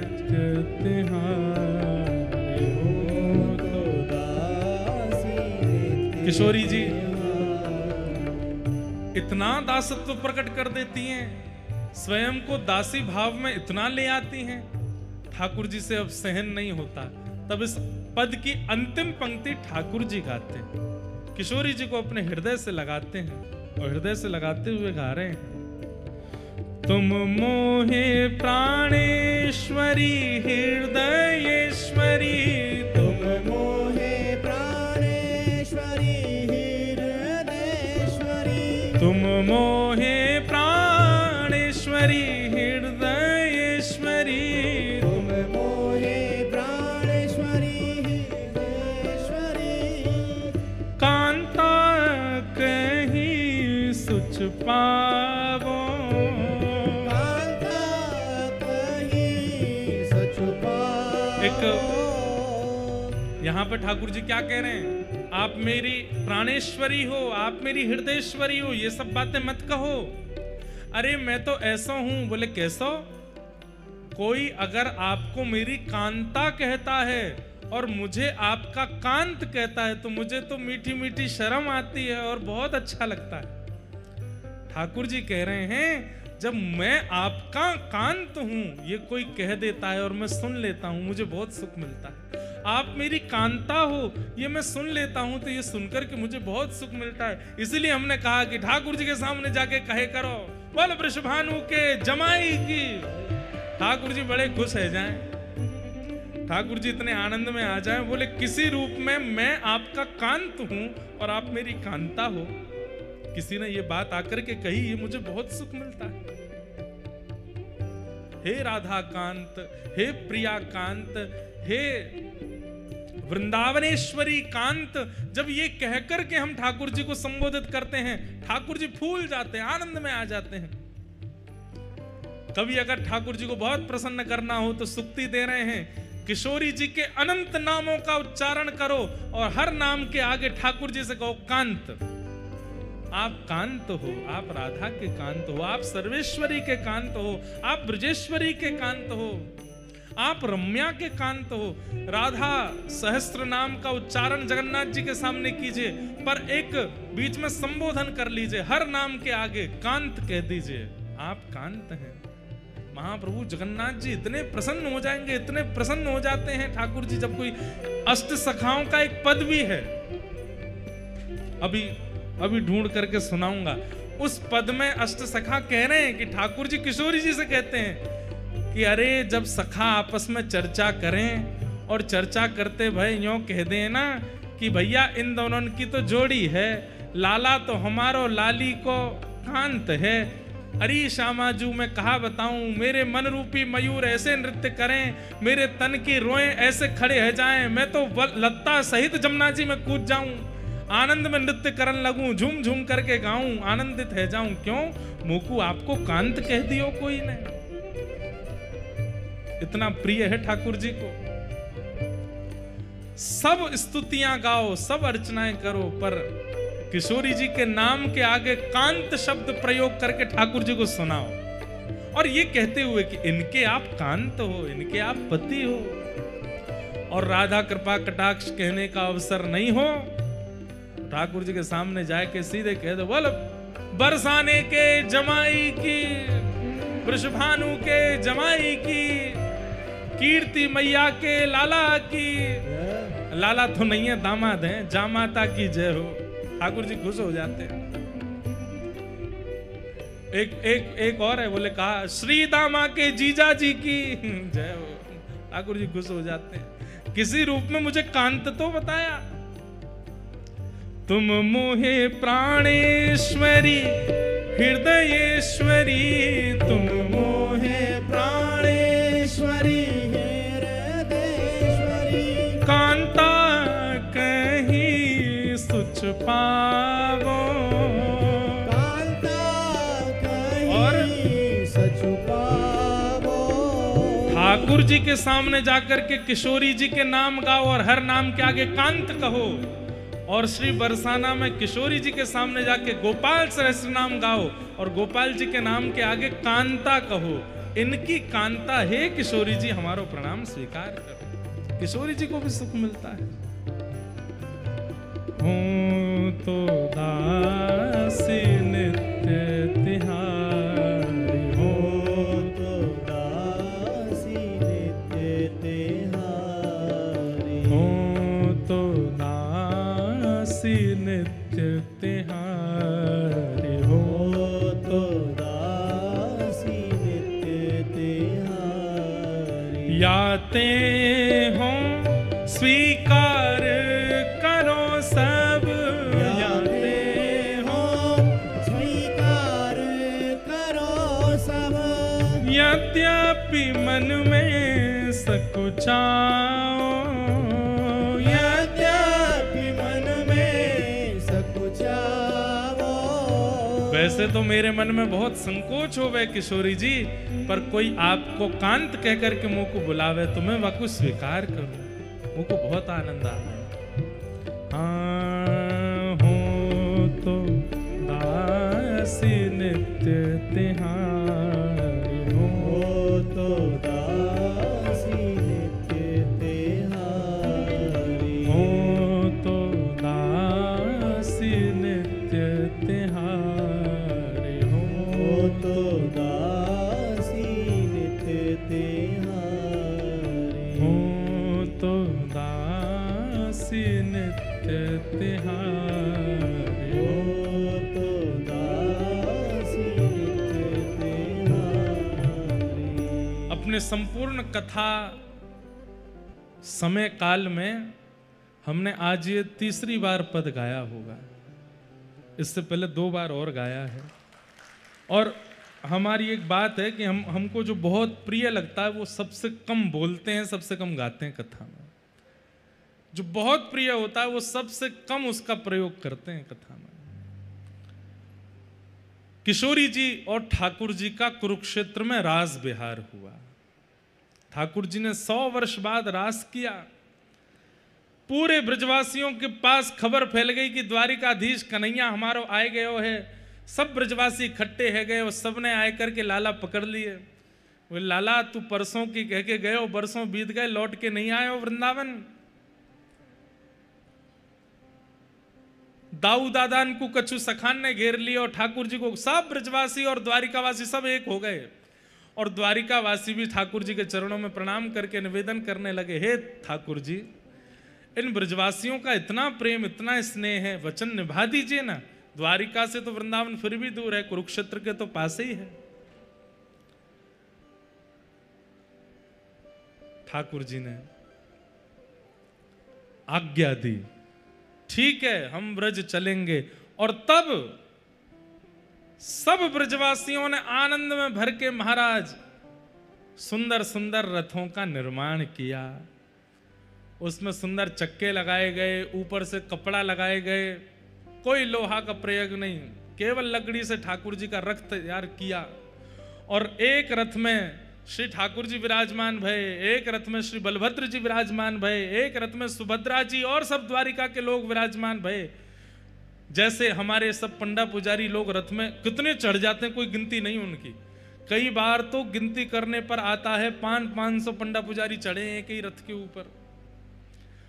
कभी कभी आप देखेंगे नीचे जो रथ के चक्का है ना, इन चक्काओं के बीच में भी जगह होती, वहां बैठे होते हैं भीतर। ऐसे ही सब ब्रजवासी जन और सब द्वारिका के लोग एक ही रथ में सब लोग चढ़ गए। और महाराज प्रेमी जन, ब्रजवासी जन खींच खींच करके रथ को श्री कुरुक्षेत्र से व्रजधाम लेकर के जा रहे हैं, वृंदावन लेकर के आ रहे हैं। और श्री ठाकुर जी 100 वर्ष बाद वृंदावन पधारे। यहां किशोरी जी सब सखियों के साथ, जब वृंदावन थोड़ी दूरी पर रह गया है, तब किशोरी जी ने आज्ञा ली है, बोले कि अब हम पहले पहुंच जाएं। बोले क्यों, आप आएंगे तो आपकी स्वागत की सब व्यवस्था होगी। तो सब ब्रजवासी जनों ने द्वारिका के लोगों से कहा कि अब थोड़ी दूर ब्रज रह गया है, आप ही रथ खींच के लाओ, हम ब्रज में जा रहे हैं, सब व्यवस्था करें। ठाकुर जी ने सबसे कही, बोले कि देखो मेरो जैसो वृंदावन में छोड़ के गयो वैसो ही करियो, कछु अतिशयोक्ति मत करियो ना। बोले लाला वैसो ये वृंदावन ने साफ सफाई तो करेंगे, लाला आ रहा है इतने दिनों बाद। सब ब्रजवासियों ने जाकर के अपने घर सजाए, अपने घरों पर फूल मालाएं सजाई, सुंदर सुंदर दिए जलाए, अपने घर के बाहर सुंदर गोबर के लेप किए। और सब ब्रजवासियों ने अपनी अपनी गैया बाहर बांध दी कि लाला देखे, क्योंकि सब ब्रजवासी की गैया चराई है ठाकुर जी ने। ठाकुर जी जब नंद बाबा से मिले तो यही पूछ रहे, मेरी धौरी गैया अब दूध देवे 100 साल बाद। नंद बाबा बोले लाला तू जब ते ब्रजते गयो है, कोई गैया ने भी बालक को जन्म दी दियो, और बछड़ा बछिया जितने छोटे हते वो उतने ही है बहू, कोई बड़ो ना भयो, सब रे नेक से। जैसे हमारो लाला छोटो सो वैसे बछड़ा बछिया नेक से हैं। बंधुओं, त्रेता में 14 वर्ष का वियोग दिया था अयोध्या वासियों को, पर ब्रजवासियों को 100 वर्ष का वियोग दिया। और जैसी अयोध्या की हम खबर सुनते हैं, ना किसी ने जन्म लिया, ना किसी के प्राण गए, वही व्रज में स्थिति है। लेकिन व्रज में एक और बात है कि कोई बड़ा छोटा भी नहीं हुआ, सब उतने ही हैं। ठाकुर जी के सब बछड़ा बछिया भी आज उतने ही हैं। असंख्य गाय ठाकुर जी का स्वागत कर रही हैं। ठाकुर जी रथ से उतर करके गायों को प्रणाम करते हैं, एक एक गैया को अपने हृदय से लगाते हैं, ब्रज को प्रणाम करते हैं, वृक्षों को हृदय से लगाते हैं। घर घर जाकर के ठाकुर जी सुंदर माखन मिश्री को भोग लगा रहे हैं। सब द्वारिका के लोग इस लीला का दर्शन कर रहे हैं। अभी तक तो द्वारिका के लोगों ने केवल लीला सुनी थी, आज प्रत्यक्ष दर्शन हो रहा है व्रज का। ठाकुर जी सब द्वारिका के लोगों को बता रहे हैं, यहाँ पे हम यूँ गैया चराते, यहाँ पे हम ये लीला करते, यहाँ पे ये लीला करते। और ये लीलाएं दर्शन करके सब ब्रजवासी अति आनंदित हो गए। सब ब्रजवासी लाला को कंधा पे उठा करके नृत्य करने लगे। संवरिया ले चल पल्ले पार, संवरिया ले चल परले पार, जहाँ विराजे प्यारी श्यामा प्यारी, जहाँ विराजे प्यारी श्यामा प्यारी, अलबेली सरकार, संवरिया ले चल पल्ले पार, संवरिया ले चल परले पार। श्री जगन्नाथ महाप्रभु की। तो रथ यात्रा का मूल रूप क्या है? महाप्रभु जगन्नाथ जी पहली बात तो अपने वचन निभाते हैं। जो मैया से कह कर के गए कि मैं परसों आऊंगा, उस भावना की पूर्ति ठाकुर जी करते हैं।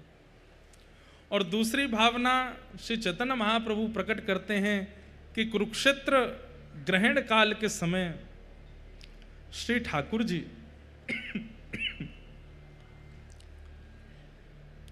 ब्रजवासी रथ बना करके ठाकुर जी को लेकर के गए हैं वृंदावन, इसलिए ठाकुर जी वृंदावन गए हैं। और उसी भाव से हर वर्ष ठाकुर जी वृंदावन जाते हैं। इसलिए रथ यात्रा उसका महत्व अति है। गुंडीचा में जन्म वेदी है ठाकुर जी की, वहां विराजमान श्री जगन्नाथ जी का दर्शन करने का पुण्य, उसका लाभ कितना, उसका पुण्य कितना है। असंख्य असंख्य अश्वमेध यज्ञ, असंख्य असंख्य तीर्थ यात्राओं का फल केवल महाप्रभु जगन्नाथ जी को जन्म वेदी पर विराजमान दर्शन करने मात्र से प्राप्त हो जाता है, जब गुंडीचा में विराजते हैं। इस बार हमने दर्शन किए गुंडीचा में, और गुंडीचा में ठाकुर जी अलग ही लगते हैं। यहाँ जो ठाकुर जी दिखते हैं, गुंडीचा पहुंचते ही ऐसे लगते हैं लाला बन गए, छोटे से गोपाल जी मैया के पास आए हैं, उसी भाव से लगते हैं। और भैया हमारी एक बात सुनो, 3 दिन हो गए कथा को, हम चाहे जितनी भी बात कहते रहें, महाप्रसाद के प्रति कहते रहें, मंदिर के प्रति कहते रहें, नील चक्र के प्रति कहते रहें, महोदधि के प्रति कहते रहें, महाप्रभु जगन्नाथ जी, सुभद्रा जी, बलभद्र जी, सुदर्शन जी के प्रति कहते रहें, बिमला मैया के प्रति कहते रहें, पर ये सब भाव हैं। क्या हैं? और भाव बिना भाव के नहीं आते। कबीरदास जी का एक पद है, मुझे पद तो याद नहीं पर लीला याद है, कि उनकी माता जी ने कहा कि बेटा घर चलाने के लिए कुछ धन की आवश्यकता है, तो मैं कुछ बुन दिया करूंगी कपड़े, तुम नगर में जाकर के उसको विक्रय कर देना, कुछ धन आएगा तो घर चलेगा। तो श्री कबीरदास जी जाते और वस्त्र हाथ में लेकर के चौराहे पर खड़े हो जाते। आने जाने वाले लोग आकर के एक ही बात पूछते, कितने भाव का है ये, कितने भाव का है ये, कितने भाव का है। उसी समय कबीरदास जी बेकना तो भूल गए, उन्होंने पंक्तियां लिख दी। और पंक्ति में क्या लिखा? बिना भाव के जब सामान्य वस्तु नहीं मिलती संसार में, तो बिना भाव के ठाकुर जी के पास क्यों जाते? भाव प्रकट करके ही जाओ, बिना भाव के वो प्रस्तुत नहीं होगा। महाप्रभु जगन्नाथ, एक बात बताएं आपको, कोई महाप्रसाद पाता है और महाप्रसाद में उसको दोष दिखने लग जाए, ये वाली सब्जी तो ऐसी है, ये तो यूं है, ये तो यूं है, इसका मतलब क्या है? उसके पाप ही उसको रोकते हैं महाप्रसाद पाने से। क्यों? इसको पाते ही तो हम स्वस्थ हो जाएंगे। जैसे दवाई से रोग ठीक होता है, लेकिन दवाई की कड़वाहट के कारण जीभ मना करती है, कोई नाक बंद करते हैं, कई आंख मीचते हैं, और कई तो महाराज इधर उधर भागते हैं, माँ पीछे दवाई लेके भाग रही, बालक भाग रहे हैं आगे आगे। नहीं पीनी नहीं पीनी। उसे भी पता है, माँ को भी पता है कि इससे ही ठीक होना है, लेकिन फिर भी उसकी कड़वाहट स्वीकार नहीं होती। ठीक वैसे ही बंधुओं, महाप्रसाद, हमें तो लगता है अमृत भी फीका होगा महाप्रसाद के आगे, लेकिन कई लोगों को उनमें भी ये लगने लगता है ऐसी सब्जी है, ऐसा ये है, ऐसा वो है। ये कहीं ना कहीं आपके पाप ही आपको रोकते हैं। मत पाओ, क्योंकि इसको पाने से हम चले जाएंगे, हम तुम्हारा आश्रय छोड़ देंगे, तुम हमारे भैया नहीं हो हैं। 18 साल की उम्र से तुम्हारे अंदर निवास कर रहे हैं हम, तुमने इतना पाल पोस करके काम क्रोध लोभ मोह आदि हम सबको अपने शरीर में तुमने स्थान दिया। हम जब आए थे तब इतने से थे, अब हम इतने विशाल हो गए हैं।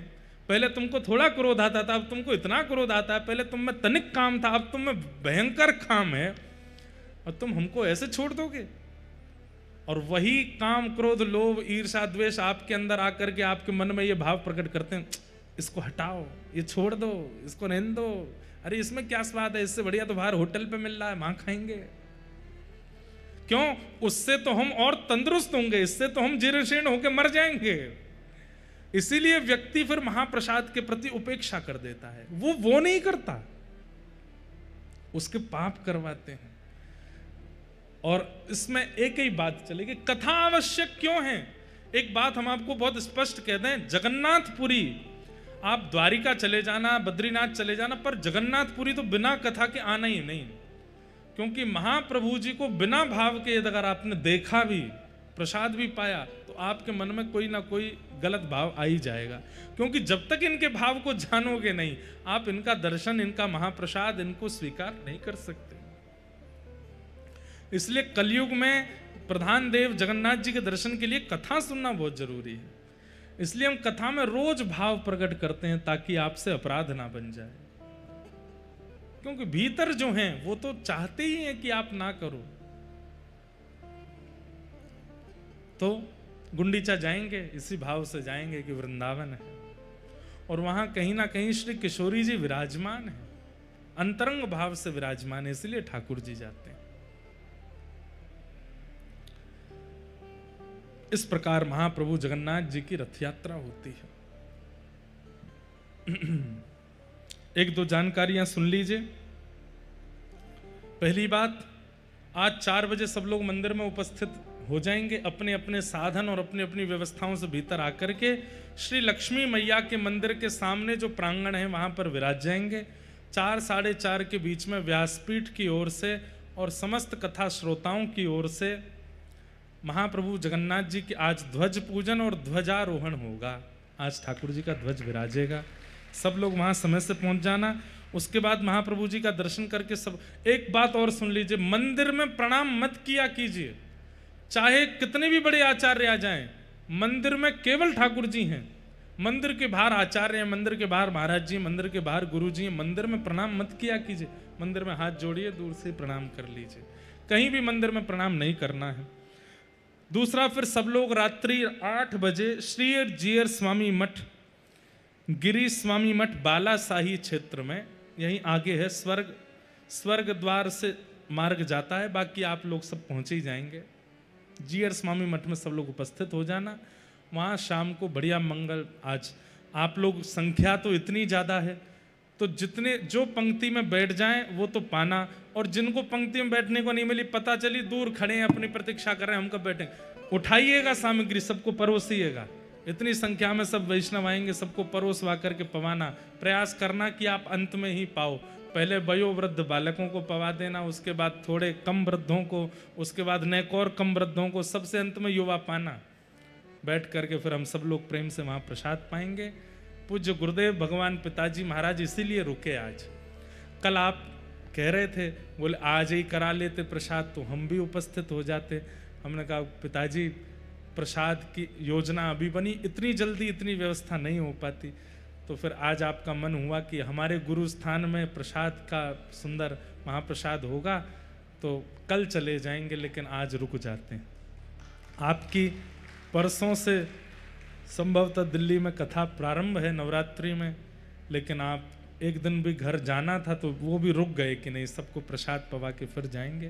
तो शाम को भाई लोग प्रयास करना कि धोती पहन करके आना, और माताएं बहनें सब अपने वेशभूषा में बढ़िया वस्त्र पहन करके आना।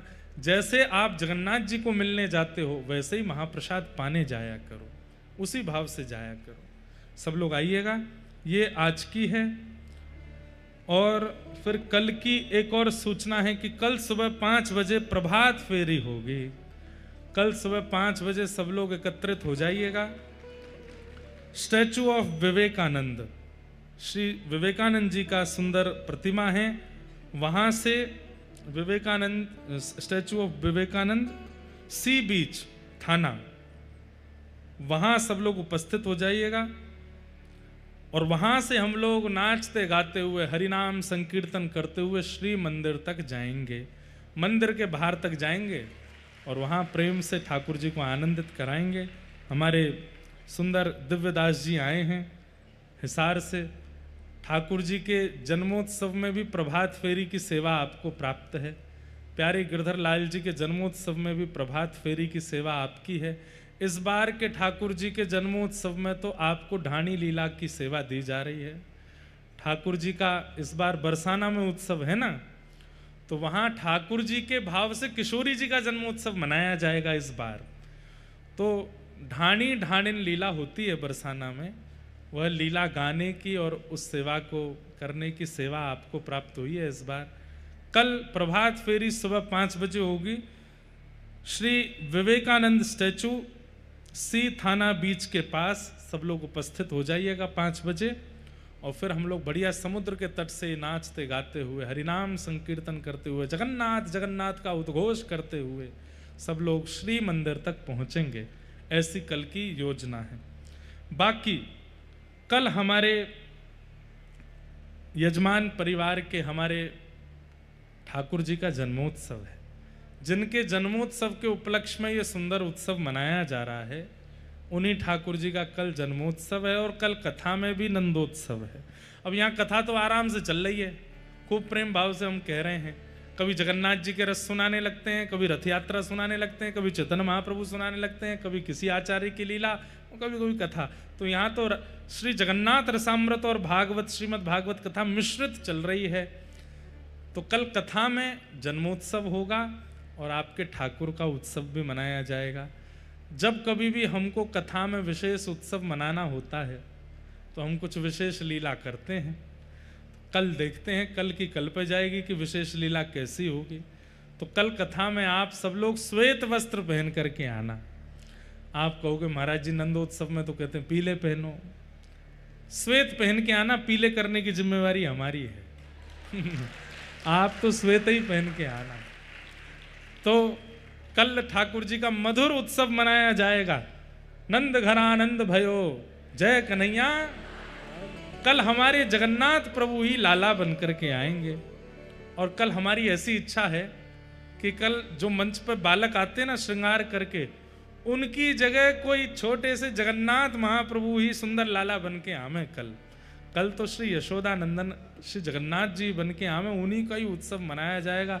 उन्हीं को ही ले करके उछल उछल करके नृत्य करेंगे। तो कल बड़े विशेष विशेष उत्सव हैं। सुबह प्रभात फेरी, दोपहर में नंदोत्सव होगा ठाकुर जी का। आप सब लोग प्रेम और भाव से आइएगा। हमें तो लग रहा है कि पूज्य पिताजी महाराज का बैठे बैठे मन हो रहा है कि कल भी रुके ही जाएं। इतना आनंद, इतना सुख यहाँ पर हम लोग ले रहे हैं। और आप सब लोग देखिए, जगन्नाथपुरी में भीड़ इकट्ठा करना बड़ी बड़ी बात होती थी। हमने यहाँ पहले भी 2 कथाएं की हैं। यहाँ लोग बाग इकट्ठे होते नहीं, लोकल लोग भी सुनने आते नहीं कथा। परंतु महाप्रभु जगन्नाथ जी की ऐसी कृपा है, इतने जगन्नाथपुरी के लोकल लोग कथा में आते हैं। इतनी संख्या में लोग, आप सब लोग कथा सुनने आ रहे हैं। जगह नहीं बची है। कल तो हमको यहाँ व्यवस्था करानी पड़ेगी कि महाप्रभु जगन्नाथ जी का जो आगे द्वार बना है उनको कहीं विराजमान करेंगे, ताकि लोग बाग जो खड़े हैं वो बैठ सकें, प्रेम से कल उत्सव मन सके ठाकुर जी का। तो कल बड़े प्रेम और भाव से ठाकुर जी का मंगल उत्सव मनाया जाएगा। ये जानकारी, और कोई जानकारी रह तो ना गई भैया? हम थे सबरी है गई। तो शाम को मंदिर में मिलेंगे, रात्रि में जीयर स्वामी मठ में मिलेंगे, सवेरे थाना पे मिलेंगे। थाना पे थाने पे क्यों मिल रहे हैं? देखो इसके पीछे भी कारण है। थाना क्या है? बंधन। थाना क्या है? बंधन। और जब हमारी कल सुबह प्रभात फेरी शुरू होगी, उससे पहले हम बंधन में हैं, लेकिन ज्यों ज्यों नृत्य करते हुए कहां जाएंगे? श्री मंदिर तक। और श्री मंदिर क्या है? मुक्ति द्वार। थाना यानी बंधन द्वार से जाएंगे मुक्ति द्वार। थाना है मानो जन्म स्थान, और श्री मुक्ति द्वार यानी कि श्री मंदिर है वैकुंठ। तो अपनी पूरी जीवन यात्रा हम कल करते हुए श्री मंदिर जाएंगे। ये भी देखो अपने आप ही हो गया कि थाना से शुरू होगी यात्रा, बंधन से प्रारंभ होगी यात्रा, और मुक्ति की ओर हम लोग प्रस्थान करेंगे। वास्तव में कल की प्रभात फेरी में जो उछल उछल के खूब नृत्य करते हुए आनंद करेगा, पानी की बोतल संग में रख लेना, क्योंकि कई बार बहुत ज़्यादा जोश में नृत्य करते हैं तो बेहोश हो जाते हैं, गिर पड़ते हैं। जल पीते रहिएगा, हाइड्रेट रहिएगा, पसीना पहुँचते चलिएगा, और प्रेम से भाव से हम लोग गाते नाचते। हम थोड़ा धीरे गाएंगे क्योंकि कथा भी करनी है। पूरा जोर हमारे दिव्यदास जी लगाएंगे, खूब जोर जोर से हम लोग आनंद करेंगे। हमारे मस्तराम बाबा भी पधारे हैं, और ये नहीं रहेंगे तो फिर तो प्रभात फेरी पूरी होने से रही। तो कल आप भी आगे महाराज, ऐसा लगे कि जय बलभद्र भैया का। महाराज जी जब अपना डंडा लेकर के चलते तो ऐसा लगता है कि साक्षात हलधर चल रहे हैं। तो महाराज जी जब हमारे उत्सव में आ जाते हैं तो ऐसा लगता है कि अब हलधर भैया आ गए, सब व्यवस्था अपने आप सिमट जाएगी। जो नहीं नाचेगो बापे दृष्टि महाराज जी की पड़ेगी, और महाराज जी तुरंत अपना डंडा दिखाएंगे, अरे उछल नहीं रहो है, नाच नहीं रहो है, प्रेम से नृत्य करते हुए चलो। कल का एक आंकड़ा रखिएगा, कम से कम 1500 से 2000 कैलोरीज बर्न होनी चाहिए आपकी।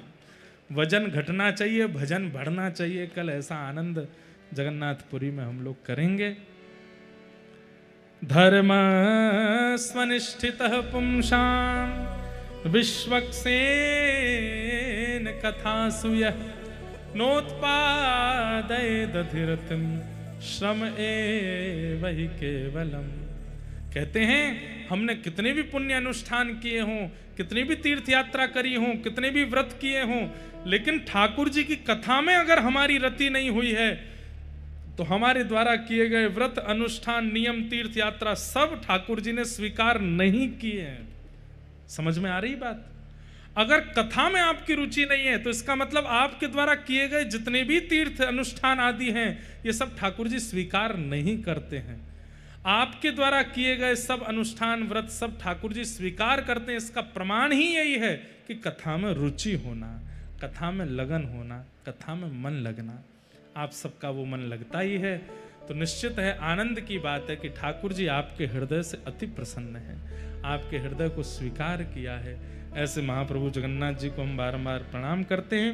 संध्या में 4 बजे हम आप सब लोग मिलेंगे, बड़े प्रेम और भाव से ठाकुर जी का मधुर उत्सव मनाएंगे।